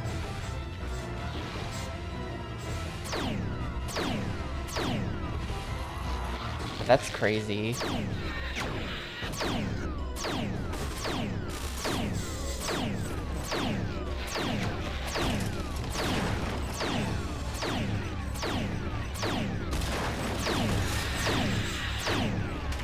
You guys are gonna get the yellow dude.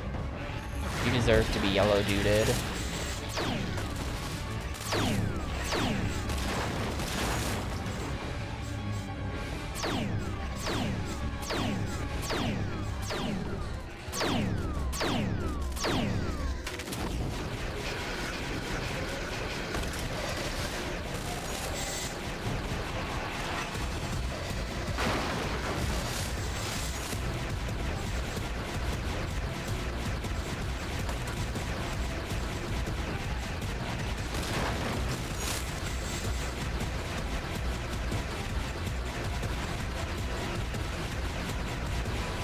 There's like 2 milestones. It's kind of terrible. When you say milestone, I think of the people who made the Gamecube shmups. There was like a tiny Japanese dev in the early 2000s who did like Rattergy and Chaos Head.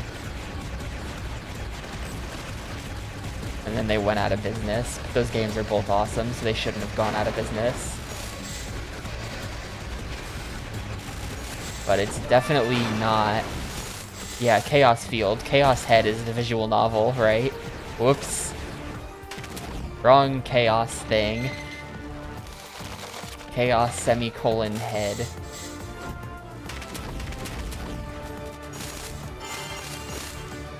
Oh wait, I just wasted those. I'm dumb. Fellas, I think I might be dumb.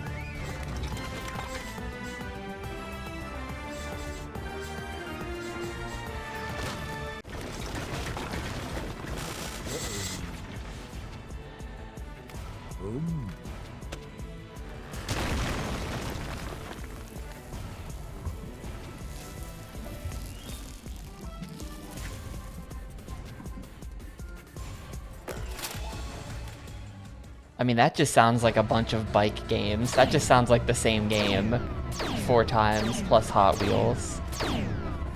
I wish he was fucking dead. It looks like we are no longer grinding hero mode though. So now I get to actually fight him. Which, just like every other boss in the entire game, means standing here until he takes his shield down, and then he takes 1 damage. So far I've discovered 1 boss in the game. You're kidding me. Okay, we're gonna have to switch off the shotgun. That was dumb. Did you see that? The shotgun spread RNG kept screwing me there.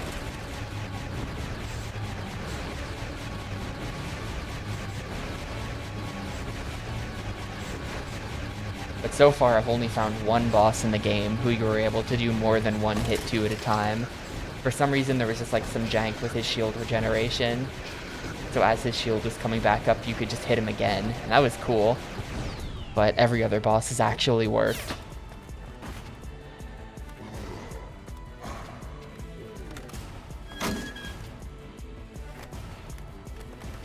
Oh yeah, do they make Apex?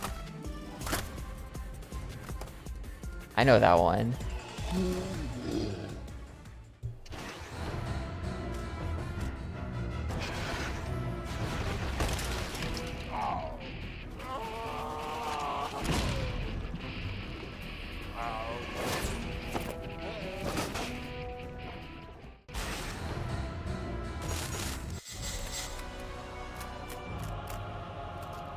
So surely the Spider-Man will show up, right? There he is. Yeah, right? I think I had to like find the box art of Apex once for something. And that was definitely a problem. Just like Apex. You just get Apex Legends. Okay, Apex Xbox. Nope, you're still just getting Apex Legends. It's like, how do I search this thing? It's one of those just very ungoogleable game names, like 1 for the PS1. Where it's just like, I guess they couldn't have known, but also like, come on guys. I got 2 gold canisters that time, that's sick.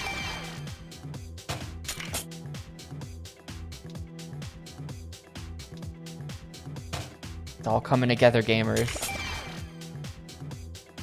Only 8 more levels plus a boss. We now go to so-and-so's mountain, Doc's mountain.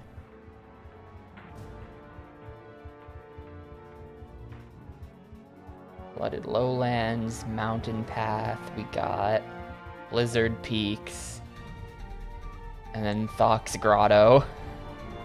Plock's mountain? Oh no. Please not Plock.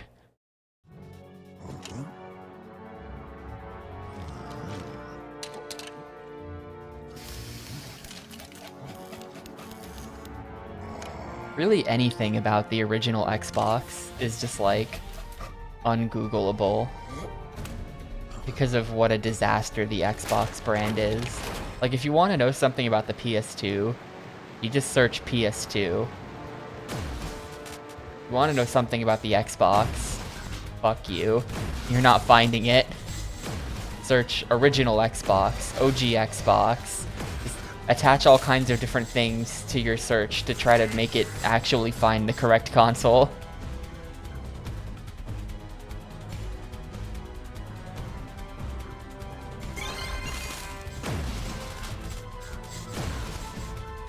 I have some issue with my 360 where for some reason the backwards compatibility just like isn't working. I don't know why. There must just be something I'm doing wrong, but I've never been able to figure out what I've been doing wrong. And whenever I've tried to search for that, you search Xbox backwards compatibility and it gives you their current program. Then you're like, okay, no, Xbox 360 backwards compatibility. No, that also just gives you their current program because they have backwards compatibility with 360 games. So you end up with these crazy search terms like Xbox 360 backwards compatibility with OG Xbox not working. You just have to like type so much shit in to get it to work. It's really bad.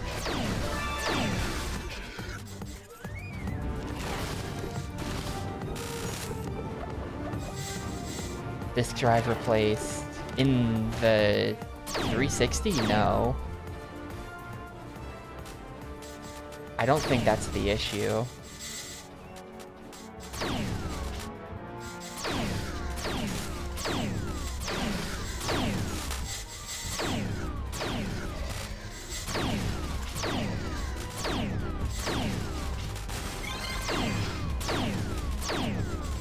Oh, you know, maybe that's it then. Maybe. I mean, I don't know. I bought it used on eBay, so maybe the guy before me did something like that. But for some reason, it's not that it can't read it.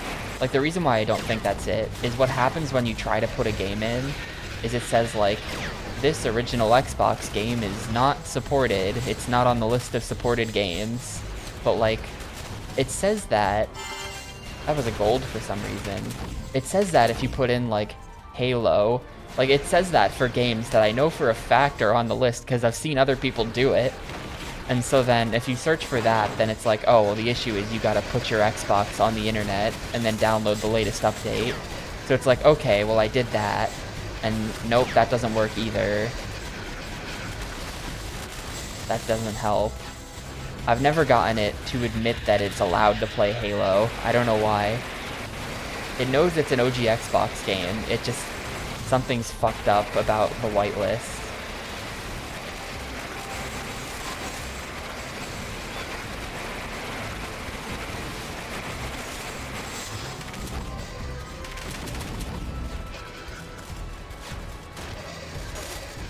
Yeah, it's not great. Even games like Halo 2 have problems.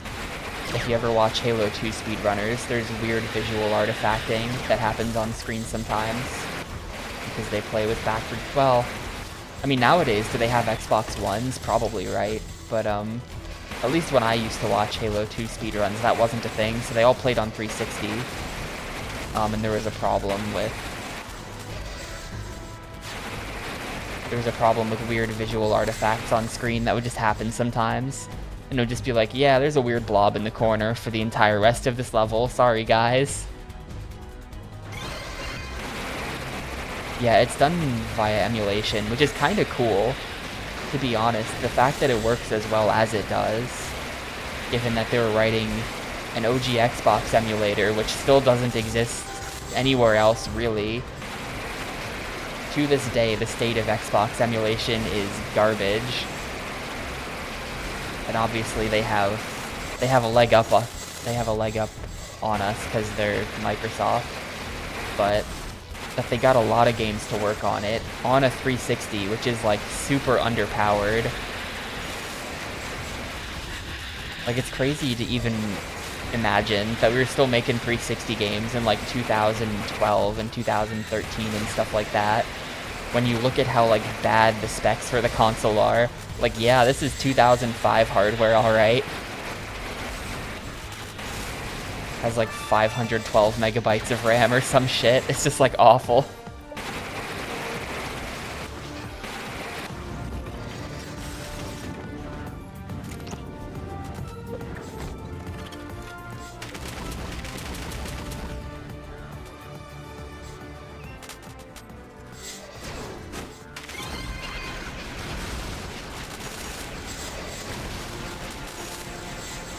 Must have been a really awkward time to be a game developer, where it's like, does that even count as HD gaming? Like, how do you even do it? How do you make anything work on that stupid console?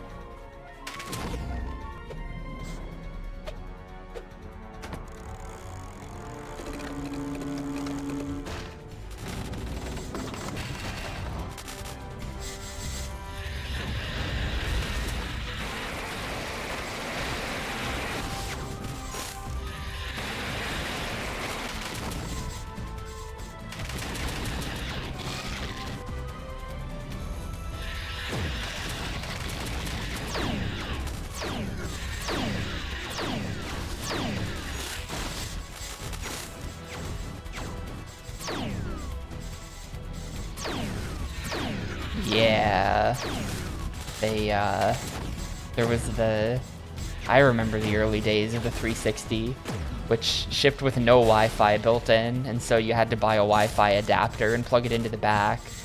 I think early 360s also, well, I think for a lot of the 360's life, it just didn't even have like an HDMI port in the back. Like, you had to like buy a thing. It's pretty funny. But yeah, there was the Xbox 360 arcade, which just had no hard drive.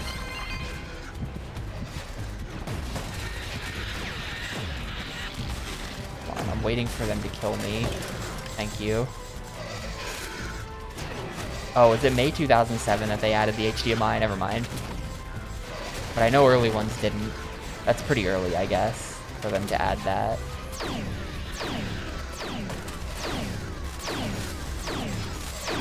Yeah, I mean, I'm on my second 360. I didn't even use my 360 all that much, but it red ringed on me. I really didn't abuse it, you know, like, I wouldn't like leave it on for epic 6-hour gaming sessions or anything. And one day when I was practicing Zone of the Enders 1, it just shut off and never came back. That was the end of it. It was starting to act a bit weird. Like, Zone of the Enders 1 would like crash. And I was like, that's weird. This game doesn't usually crash. Or like there would be like a weird visual artifact on screen that kind of looked like a dying GPU. And I'd be like, oh, that's weird. And then, yeah, one day it froze up. And I said, damn, my game crashed. I better reboot the console then. And I rebooted the console, and there was the red ring, and that was the end of it.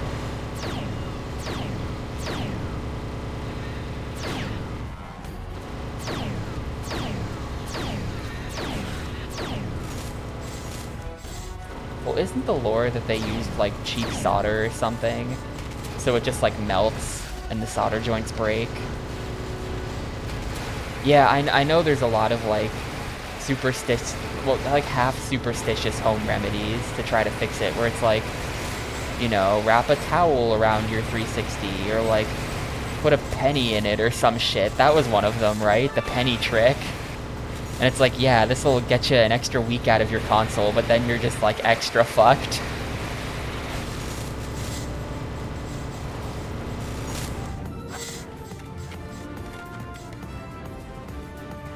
What was the point of it? What was the towel trick accomplishing?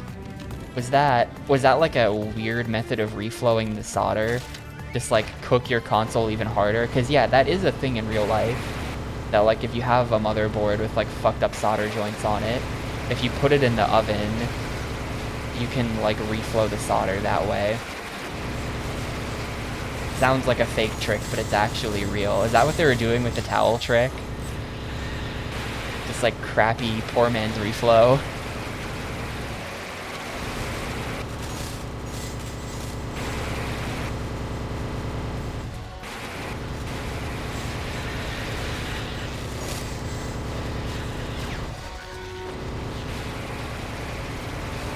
The PS3 had the yellow light of death as well, but I think that's a little bit less common.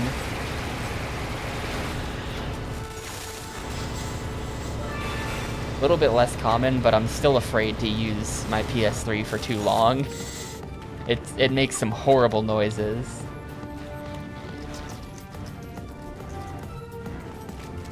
Oh, sick. That guy's giving me boss access. Thanks, bro.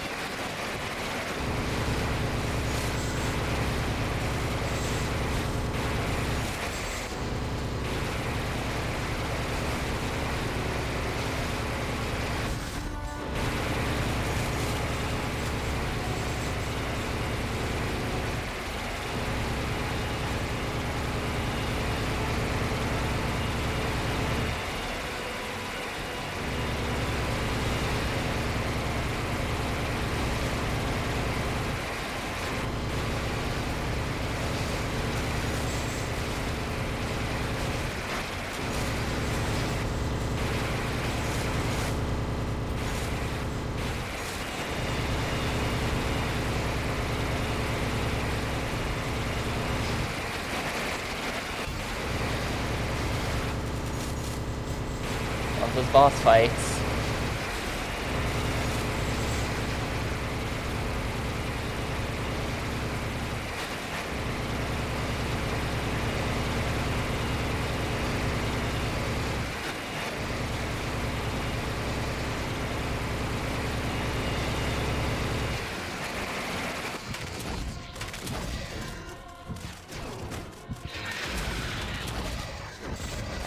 I'm accepting death. They're gonna kill my yellow man, but it's fine.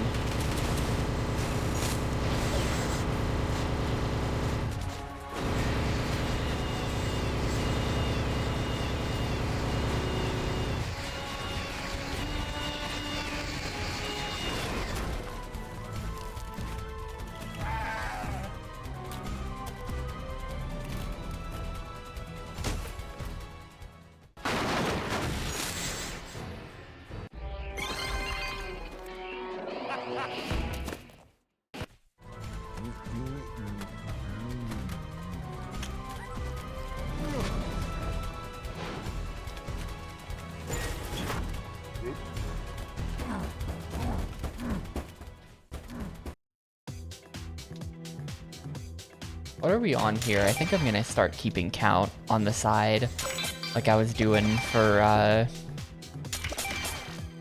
Smuggler's Run. What are we on? This is...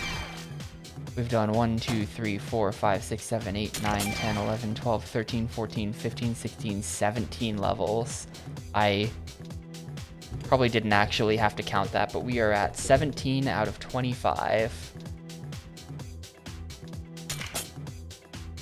I'm gonna start keeping count over there.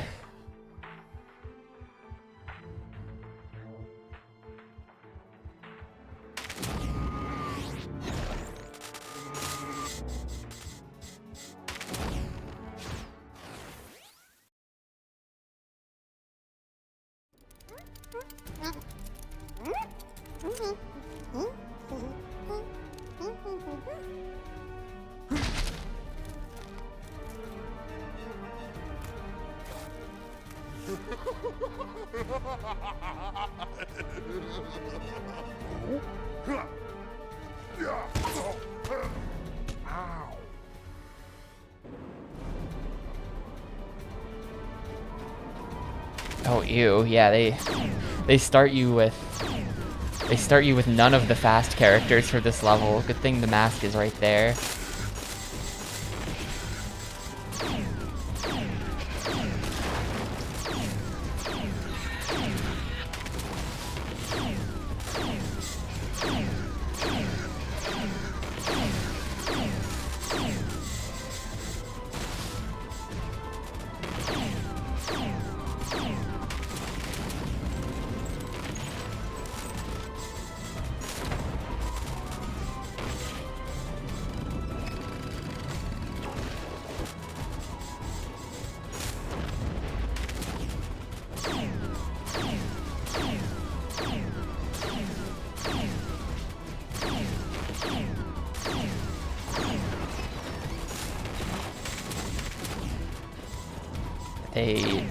I feel like they could do some kind of exploration of like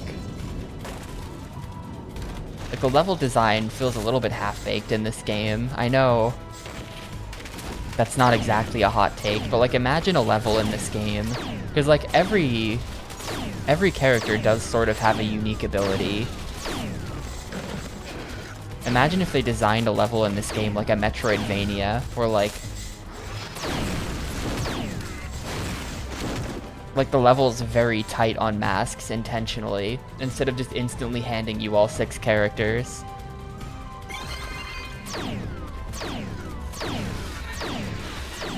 So then once you get a new mask, like their abilities actually matter to like getting you to a new area somewhere that you've already been, you know? You could just like do something interesting like that.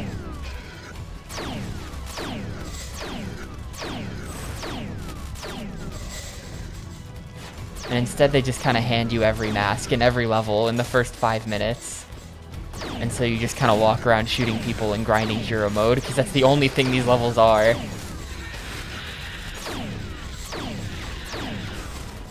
Well, like, you could do something interesting.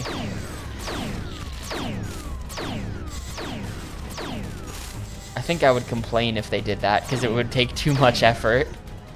But they could do it, and it would probably be a good thing.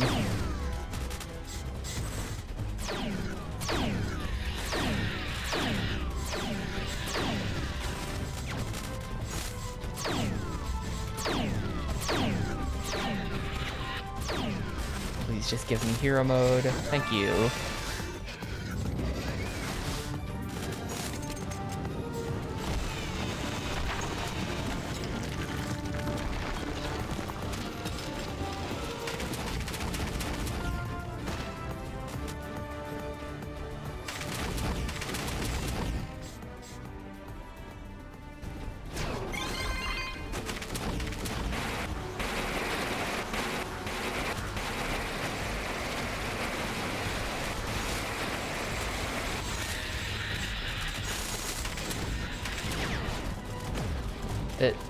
It's right there. How do I get that?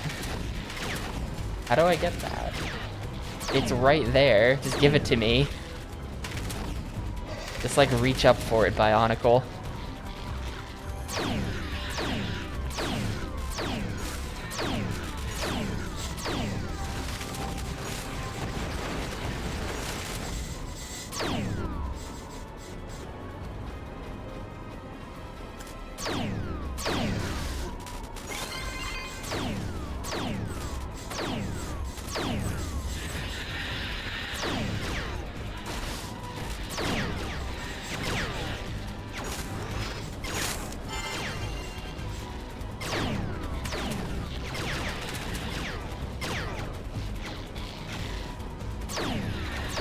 Now I can't get back down. Help.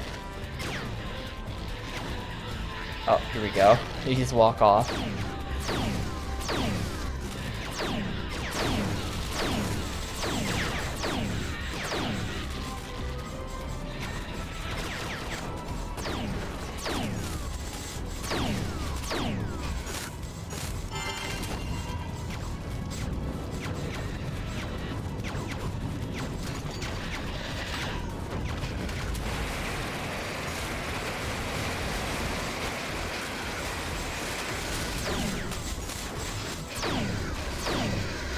There's a lot of dudes. This is a lot of dudes.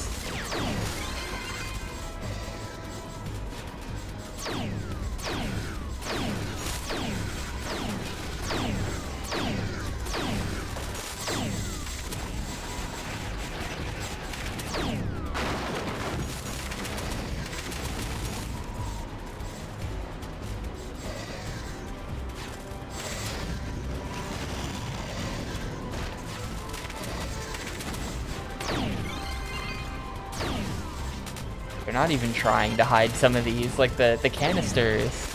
I feel like the canisters in this game are all much less well hidden than the mini kits in LEGO Star Wars. In LEGO Star Wars, they hid pretty much all of them. In this game, they're just like that sometimes, where it's like, oh, it's literally right there. You just pick it up.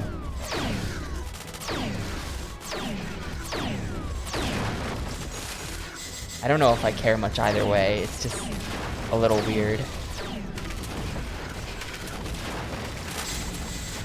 I just feel like those should be more hidden than they are.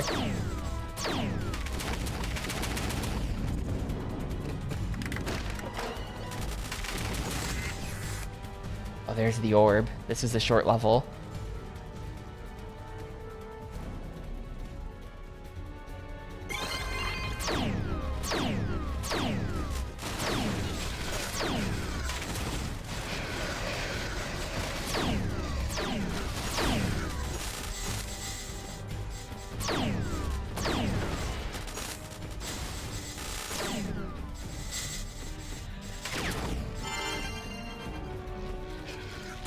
Like, if someone like me, who is just rushing through the level, ignoring as much as possible, can still somehow manage to get 3 out of 5 canisters, and I think I got a gold one in this level too.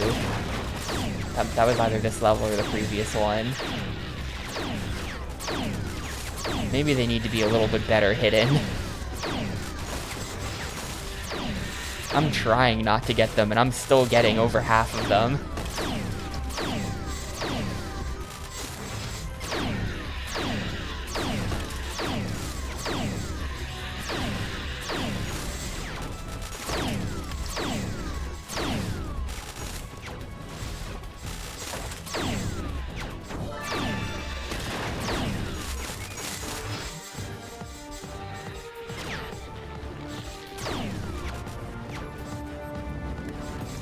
Please only be one hero mode.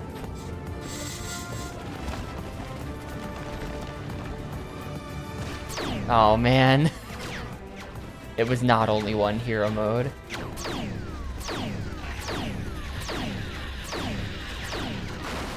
The grind here is actually not all that bad, because they just kinda... they all spawn in the same spot. Just have to chill here.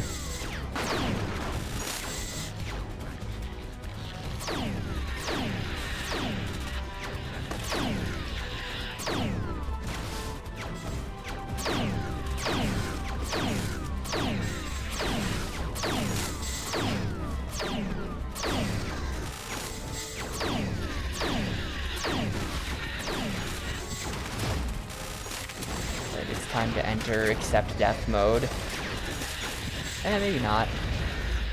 Now we're dead.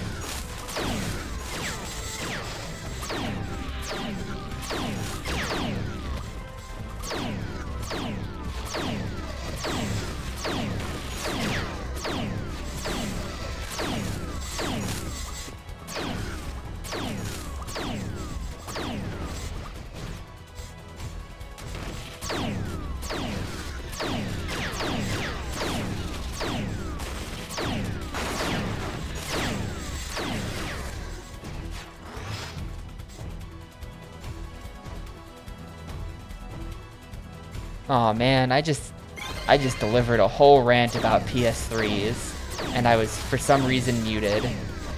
I thought I had unmuted, but I guess I forgot to. I had to sneeze like a minute ago. At the end of the last level, I think I muted to sneeze, and I guess I forgot to turn it back on, sorry. But the TLDR is, yeah, PS3s are fucked, man.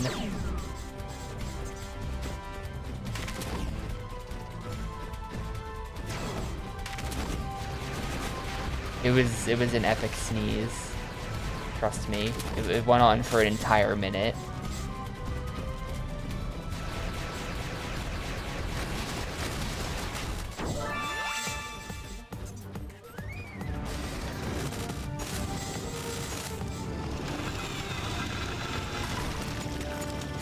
But yeah, I feel like it would be... I was saying, I feel like it wouldn't be that hard. Like, there must be like 200 million PS3 controllers in the wild. And yet, like, it just sucks to buy them. Like, they're just like expensive. Like, getting one that's like confirmed not a shitty counterfeit controller is like expensive. And you're really risking it if you don't have like a confirmed good controller.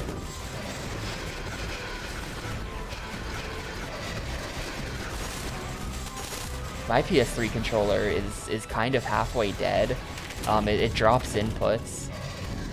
Or like the buttons stick, or something is wrong with the buttons. It's not good. So whenever I do Yakuza 1 and 2 runs now, I have to do it with a DualShock 4 on PS3, which mostly works. I think there's some games where it doesn't work at all for some reason. But then it does work for Yakuza. There's just no PlayStation button. Like, the PlayStation button doesn't work. So I can't really reset the game. Like, if I have to quit out of the game or something, I can't do that. It's a little weird.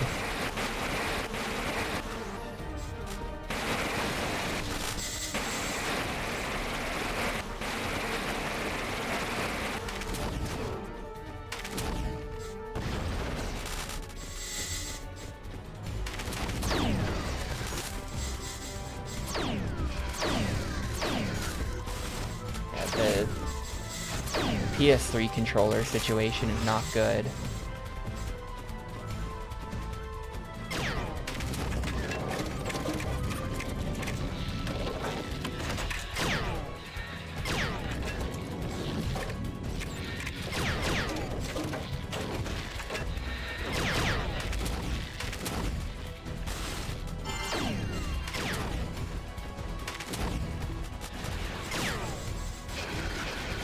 I mean, I bet, I've never looked into it, but I bet there's like some kind of custom firmware thing you can do to like improve DualShock 4 support. I bet that's a thing. That's gotta be a thing.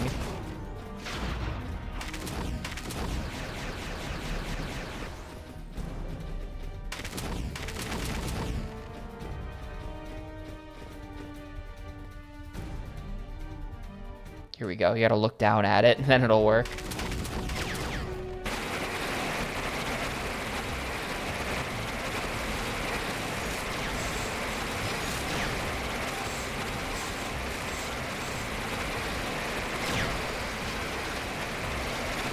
Which games are unbeatable without 6-axis? Which game's that?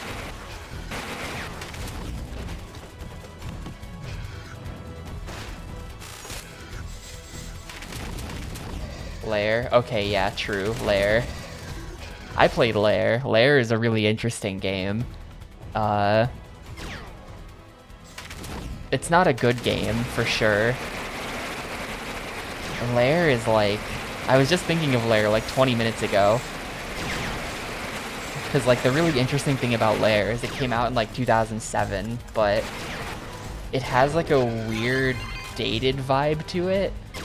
Like the game has like, that's just the way the game does unlockables and the way the game has cheat codes in it.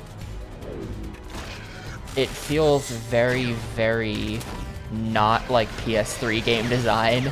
It feels weird to see. It feels like a... And I mean, it was made by Factor 5, so it feels like you're playing Star Wars, you know, whatever, Rogue Squadron on N64. It really just feels like the same as Rogue Squadron on N64. Or Rogue Squadron 2 on the Gamecube. But like, it's like too new looking for that, so it's like really, it's something about it like short circuits my brain. It's one of those things, like anyone remember, this game probably didn't stand out to anyone other than me, but anyone remember when we played Animaniacs, the Great Edgar Hunt in Gamecube thing a long time ago? That's another one where it's like game design that feels very, very dated for the console that it's on, and the end result is just weird.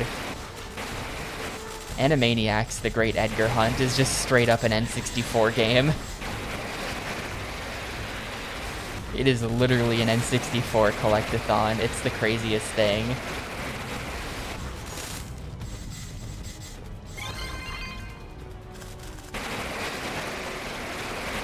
In a way that like something like Vex is not. Like obviously there's collectathons on the GameCube, but like, I don't know, the sort of 6th gen collectathon tends to be a bit more complicated. Like a bit more, I don't know, the level design's different. There's just something about it. There's just something about Animaniacs that screams N64 to me in a way that other platformers have not.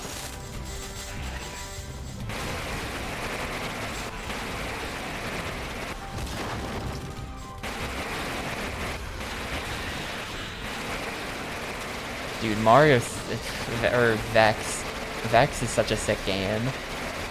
I'm probably gonna replay that soon, just casually.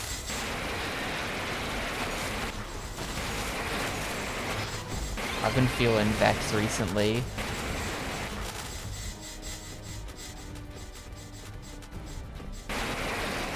Killzone 2 required 6-axis.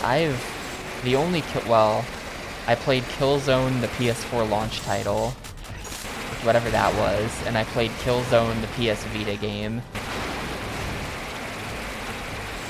But I have never played the Killzones that anyone actually cares about.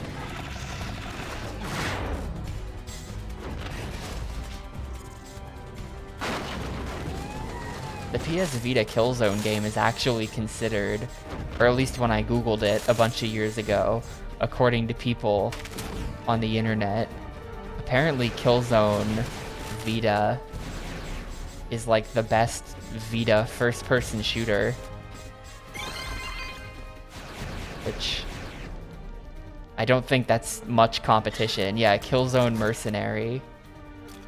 I don't think there's much competition in that. There's I want to say there's like a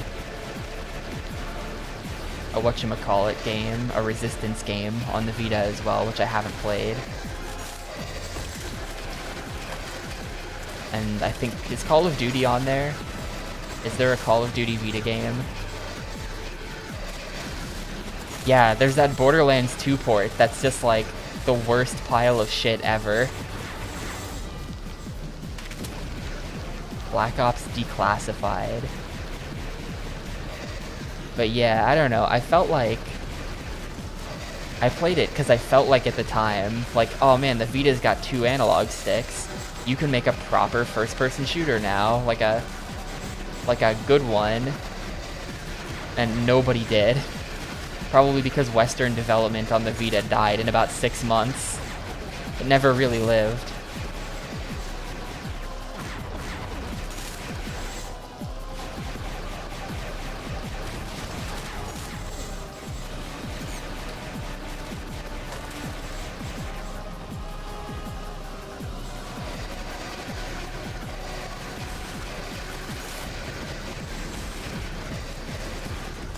Yeah, PSP. I think there are some shooters on PSP. Like, isn't there like a Resistance game? And I imagine you just use the analog stick and then strafe with LNR. Or at least I hope that's how it would work. It's not a given on the PSP that the controls would make any sense. But that's valid. It's just, I don't know. I really need to play more PSP games. I like extremely need more PSP in my life, and I just never get around to it. I don't think there was a Monster Hunter on the Vita, no. There were a lot of Monster Hunter ripoffs on the Vita. There was a lot of like stuff that was supposed to be like Monster Hunter. Yeah, Soul Sacrifice, Tokiden. There might have been 1 or 2 others as well, but no proper Monster Hunter. The face buttons to turn and aim. Ugh. See what I mean? Like, on the PSP, there's no guarantee that the developers were gonna do anything that made sense. Literally just analog stick to move, L and R to strafe. Perfect. Perfect. The X button to shoot. The square button to jump, the triangle button to interact with switches, and the circle button to reload. Boom, done. I just made your video game. Or like circle to throw grenades, D-pad down to reload, D-pad left and right to switch weapons, D-pad up to use your special ability. I don't know. That can stay unmapped, I guess. Open the map. Nah, that would be on the pause menu. Press start to open the map. This sucks. Where's the guys? What am I supposed to do to build hero meter here?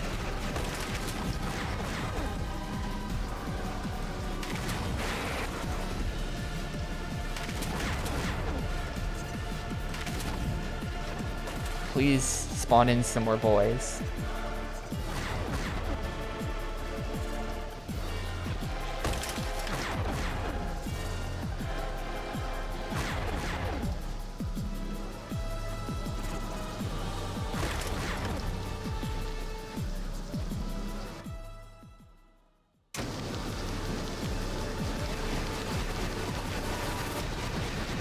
Maybe it's because I should be shooting him.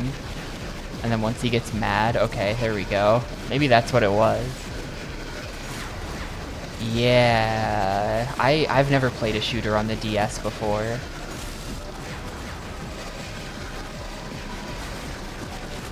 What even are shooters on the DS? Give me an example. I'm like, hang on, what are they? I don't think I can think of any.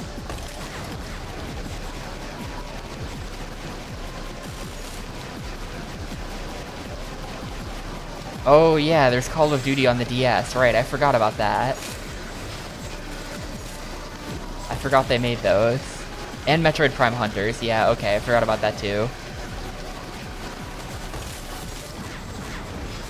Yeah, I wasn't sure if those were shooters or not. There's those, like, that series of DS horror games.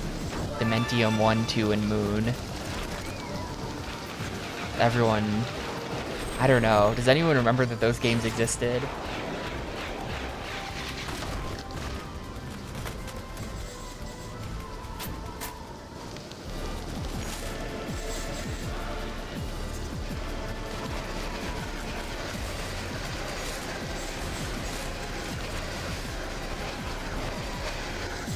Oh, it's another hero mode. Great.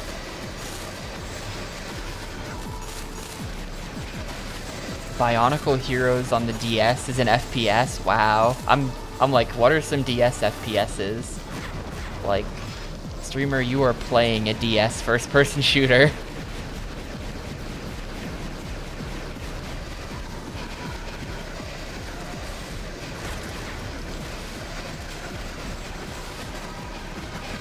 The most insane thing that'll ever exist is Kill Switch on the Game Boy Advance, which is a GBA third-person cover shooter.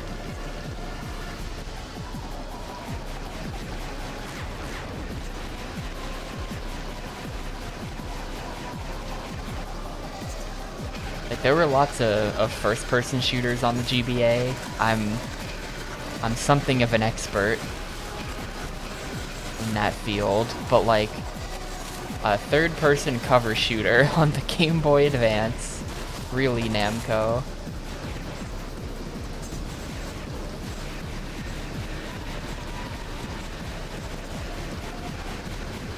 The early history of cover shooters is actually kind of weird. I feel like most people, when you think of the genre, it is distinctly a Western thing for the most part, and you think of games like Gears of War and shit, but like the early ones are like all Japanese, like Kill Switch by Namco, that fucking N64 game, which was like Tecmo. I don't know why I'm blanking on the name of that thing.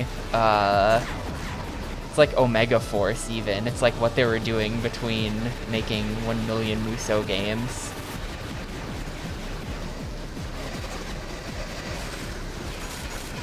Operation Winback, that's it.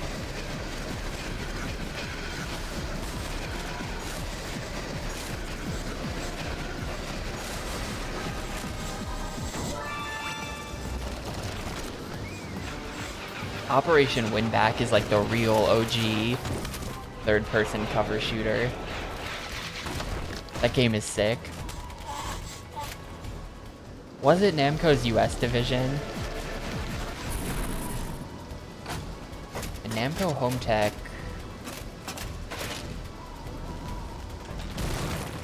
We've played other stuff by them on Gamecube thing, I think.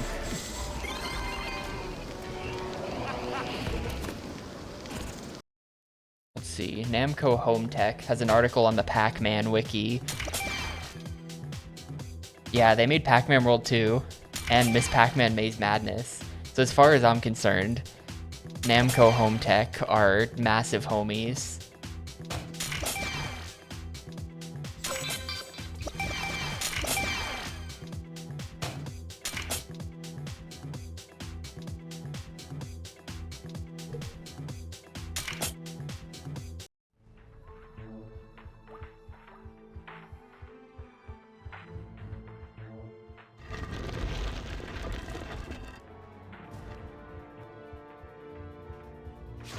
This is going to be the last level of the day. We'll finish up the world, and then we'll do the Xbox thing poll. Pretty exciting, for me at least. They did the first Dead to Rights as well. That's a pretty good game.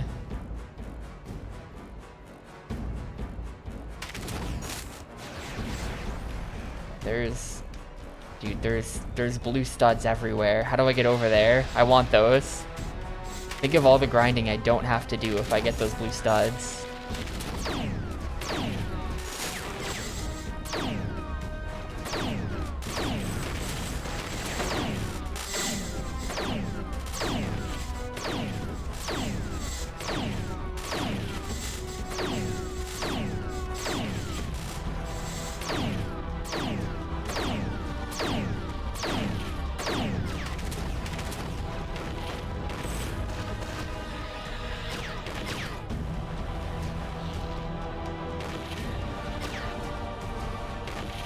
Really?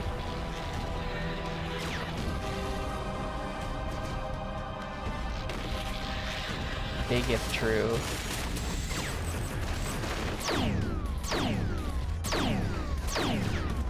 I don't think there's any reason to build that cover. That I'm just destroying my own cover trying to grind up the hero mode. I think this is going to be better for this.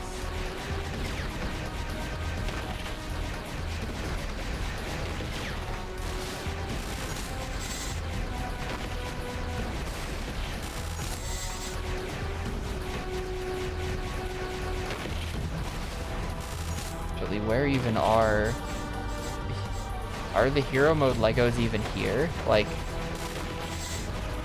hang on a second.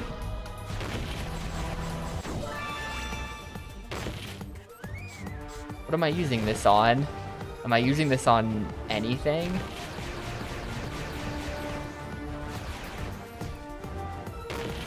Oh, there we go. They were in the center somewhere.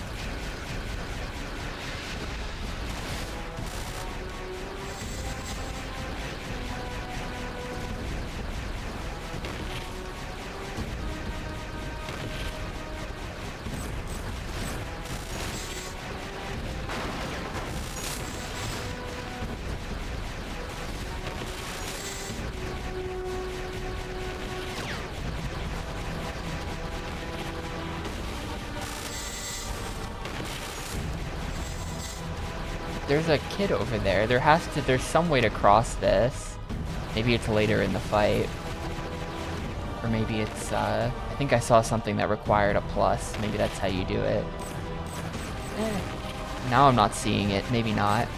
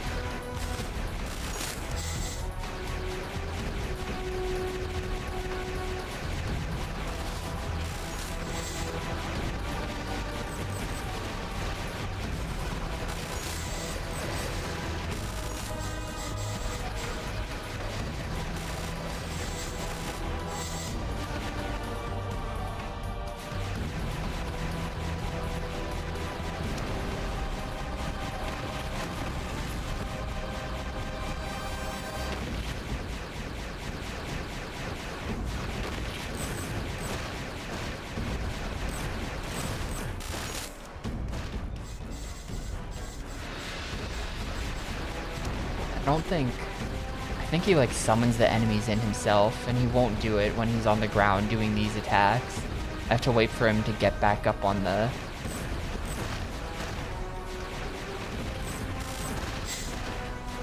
platforms.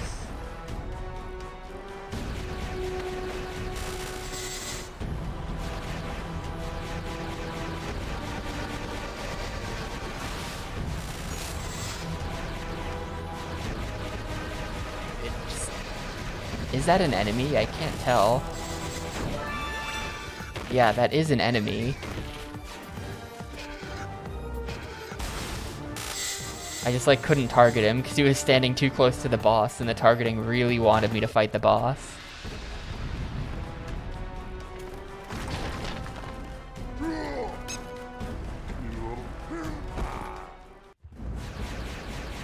This is gonna require a third.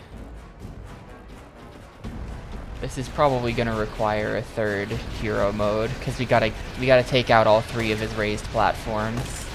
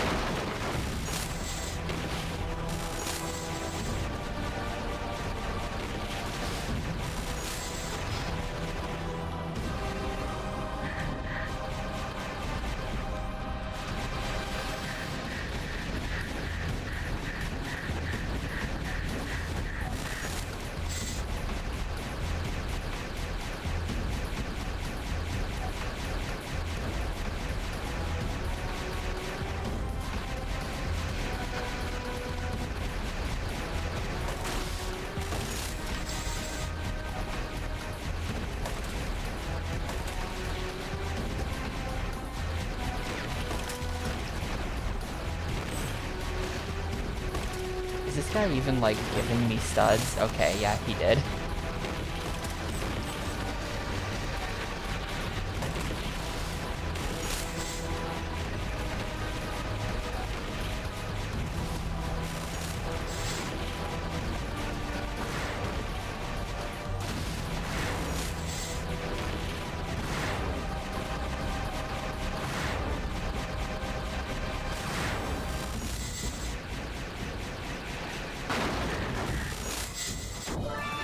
Finally.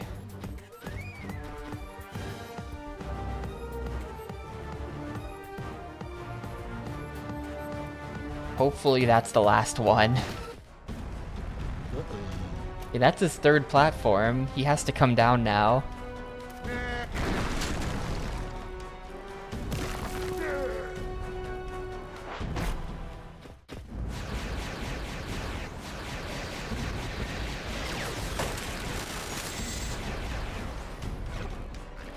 I don't think the Legos are down there anymore, so I think we're good. He's even, like, jumping across and stuff. Oh, he just... excuse me, sir. Oh, he's dead. Oh my god. What the hell?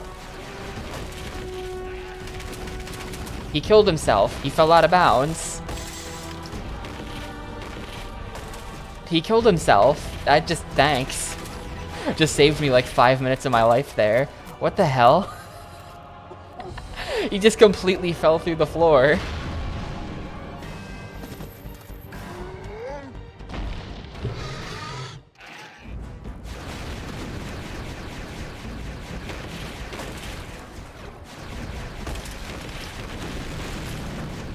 We take those, you know? At Bionicle Hero speedrunners, consider this. Let's see, someone speedruns this, but what I want to know is, do they have glitches? Oh, a lot of people speedrun this. There are 13 times on the any percent board, and world record, oh, everyone's playing PC 360, but world record on Gamecube is 3.5 hours. So, wow. Yeah, I did. I did completely... There was a canister on the other side that I didn't get because I was just eager to end the level. My bad on the canister there. Only 5 levels to go, though. This will definitely get done in like an hour to an hour and a half tomorrow, I think.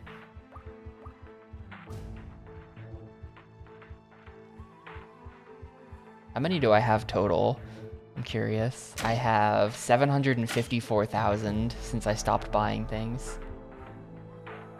But anyway, I'm going to cease gaming for today. We have to pick out the Xbox game, because as soon as this is done tomorrow, we're going to be doing our 5th Xbox thing preview. As a reminder to anyone who may not know for some reason, as soon as we're done with Gamecube thing, we are going to be starting Xbox thing and playing through over 400 Xbox games. But every 20 Gamecube games, we do an Xbox game, just as like a preview, break things up a bit, see something different for a change. And the time has come, because this is game 359, so yeah, give me a sec to get that set up and then we'll get going on it. Oop, I just like punched my microphone. That was probably bad. But the last Xbox game was good. We had a string. The first 3 Xbox games were all 1 out of 5s, and they were increasingly long 1 out of 5s too. But the last Xbox game we played was shoot, what was that even called? It's called like something the Demon Stone.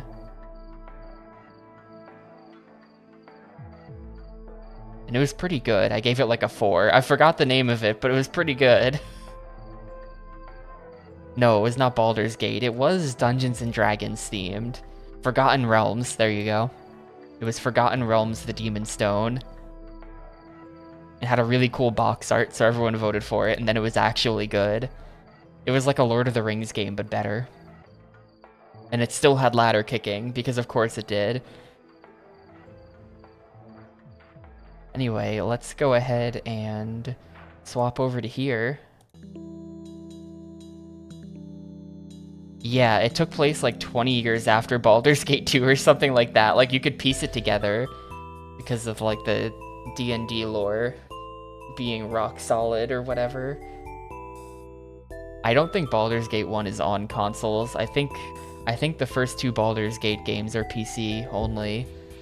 Maybe nowadays there's console versions, like HD remaster type things, but at the time, definitely PC only.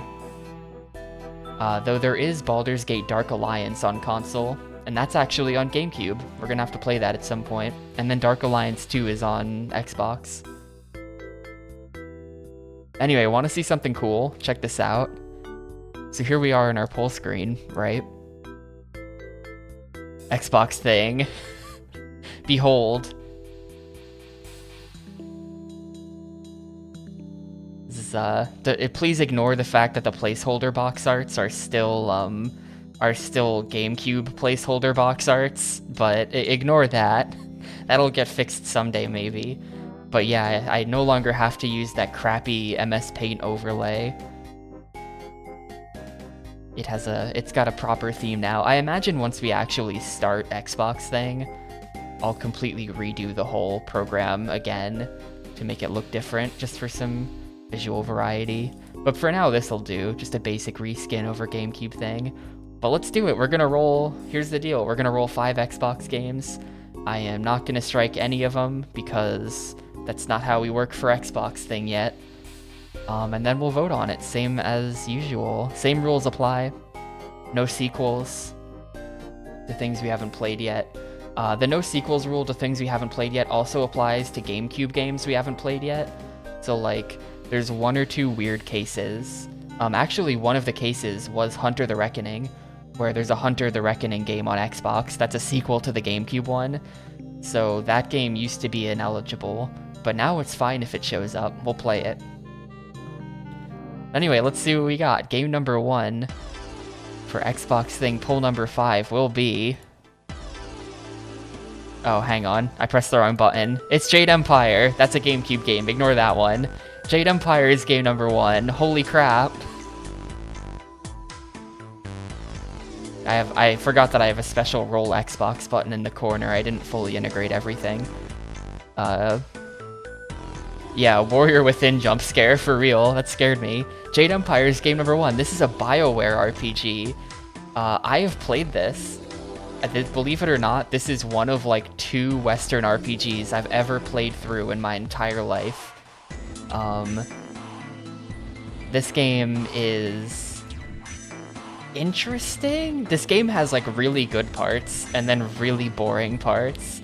Like, whenever the game sort of devolves into a linear action thing at some point, and I don't like that.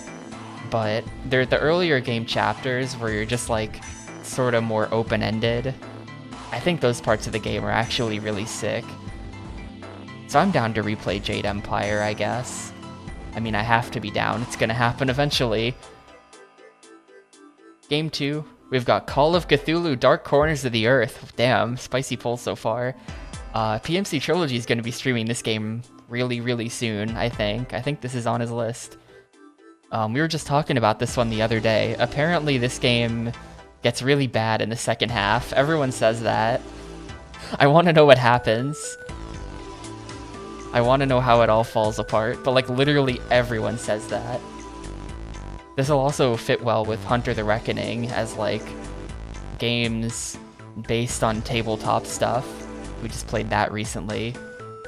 This is completely unrelated to that though. I'm pretty sure Call of Cthulhu has nothing to do with that whole like Hunter the Reckoning, Vampire the Masquerade, like that whole sequence of games. This is separate from that, but you know what I mean. Like tabletop RPGs turned into console games. It's a horror game.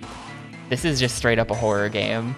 So it's probably pretty brown, but like in a good way, where it's meant to be that way. Game 3 is The Terminator Dawn of Fate. I believe this is the Terminator game that... Actually, no, this is not the Terminator 3 game that predates Redemption. There are 2 Terminator 3 games, which is pretty weird, but there's also this thing, which is just its own thing, and I have no idea what this is, but it's probably cool. This is gonna be some real license trash, and yeah, the A in this font sucks, right? Look at especially in the word Dawn of Fate, like that A is all chunky and weird looking. This box art's like low quality.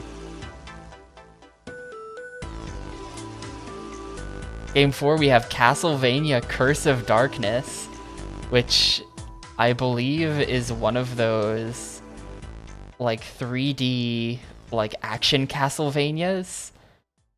Probably. I don't know anything about these, but this is I think the one Castlevania on Xbox. There were no Castlevanias on Gamecube.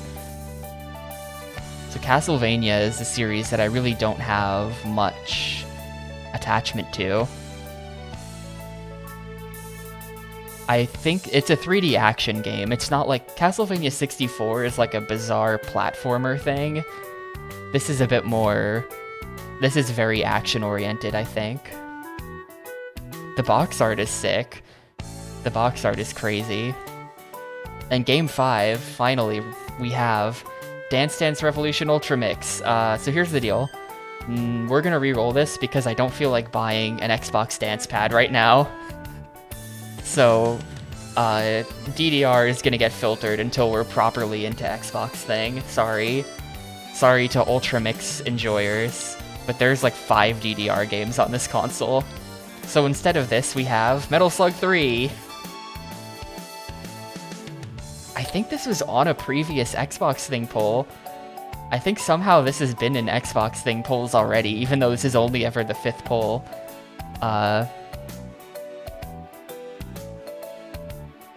Yeah, it's just straight up Metal Slug 3. Metal Slug 3, 4, and 5 were sold as separate games on the Xbox, which seems so weird to me. Like, they're just, it's like one arcade ROM for full price on its own DVD, just crazy. But it just, yep. I believe it has limited continues, so I'm gonna have to genuinely get good at Metal Slug 3 in order to beat this. And I think that holds true for every Metal Slug game that we're gonna have to play. I think I'm legit gonna have to get pretty damn good at Metal Slug. Which is fine, I actually am pretty damn good at Metal Slug 1. For some reason a long time ago I decided I was gonna get good at that game, and I did. So... Metal Slug 1 is very simple compared to later games in the series, though. Really starting with X, Metal Slug started to get really crazy. So here's our 5 games. Roller Coaster Tycoon has not been removed from polls. I think I'd probably just re-roll it if it showed up, same as DDR, because I don't want to get that started right now. But anyway, this is the sickest poll of all time, so... Let's fucking go. The poll is up. Make sure your vote is in. You don't want to miss this. All 5 of these games are probably pretty compelling playthroughs. Also, yeah, note that I changed the color of the bars too. I was really all in on the theming.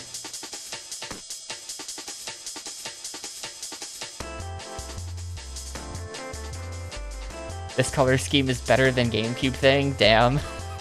It kinda is, though. I love how bright the green is.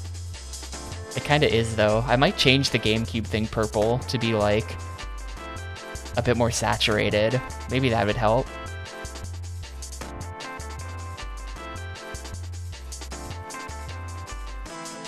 But yeah, the thing about Roller Coaster Tycoon, and the reason why I would probably re-roll Roller Coaster Tycoon if it showed up right now, is that game has like 50 scenarios in it.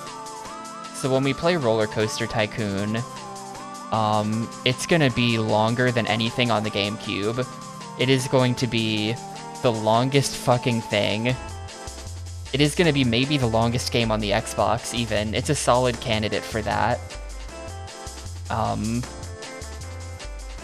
I don't know how many. It could take triple-digit hours. Like, it probably will, to be honest with you. Doing every scenario in Roller Coaster Tycoon on the Xbox. So for that reason, I think we're gonna sort of handle it as a special case.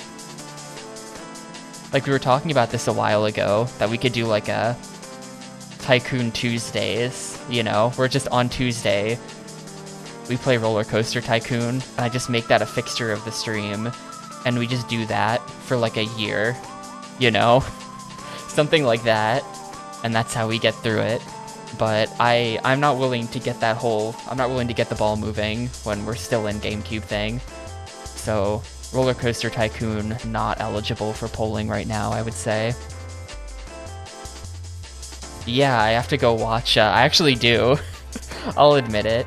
I watch that guy Marcel on YouTube who makes the Roller Coaster Tycoon videos. But all of his shit is like RCT2. I don't know if any of what he says ever applies to the first game. But yeah, maybe I'll have to study his videos closer and get all of his cheese strats down.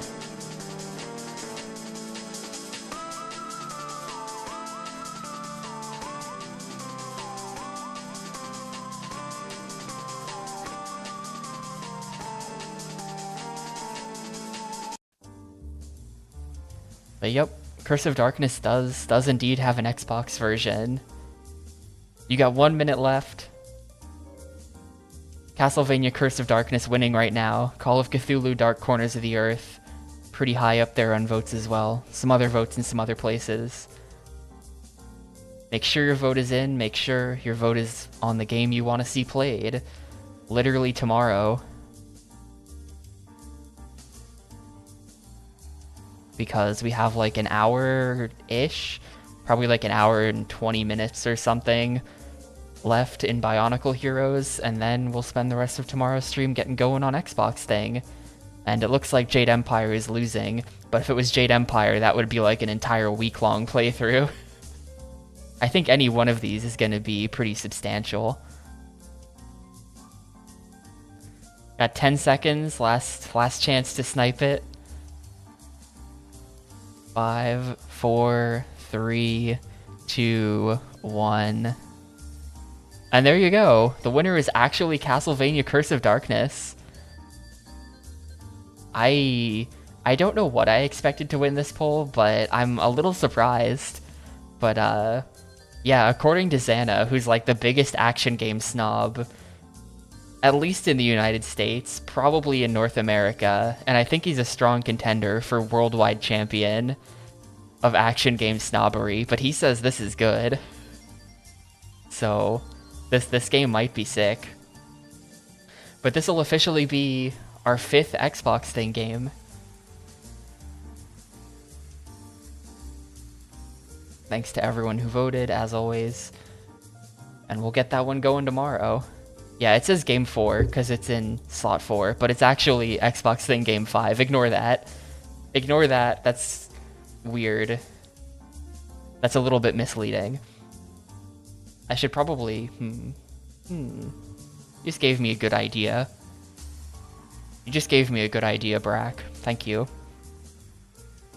But anyway, I am going to head out for the day. I'm done streaming. I started an hour late, so RIP. RIP the 4-hour streams, but I'll try my best to be back on a normal time tomorrow.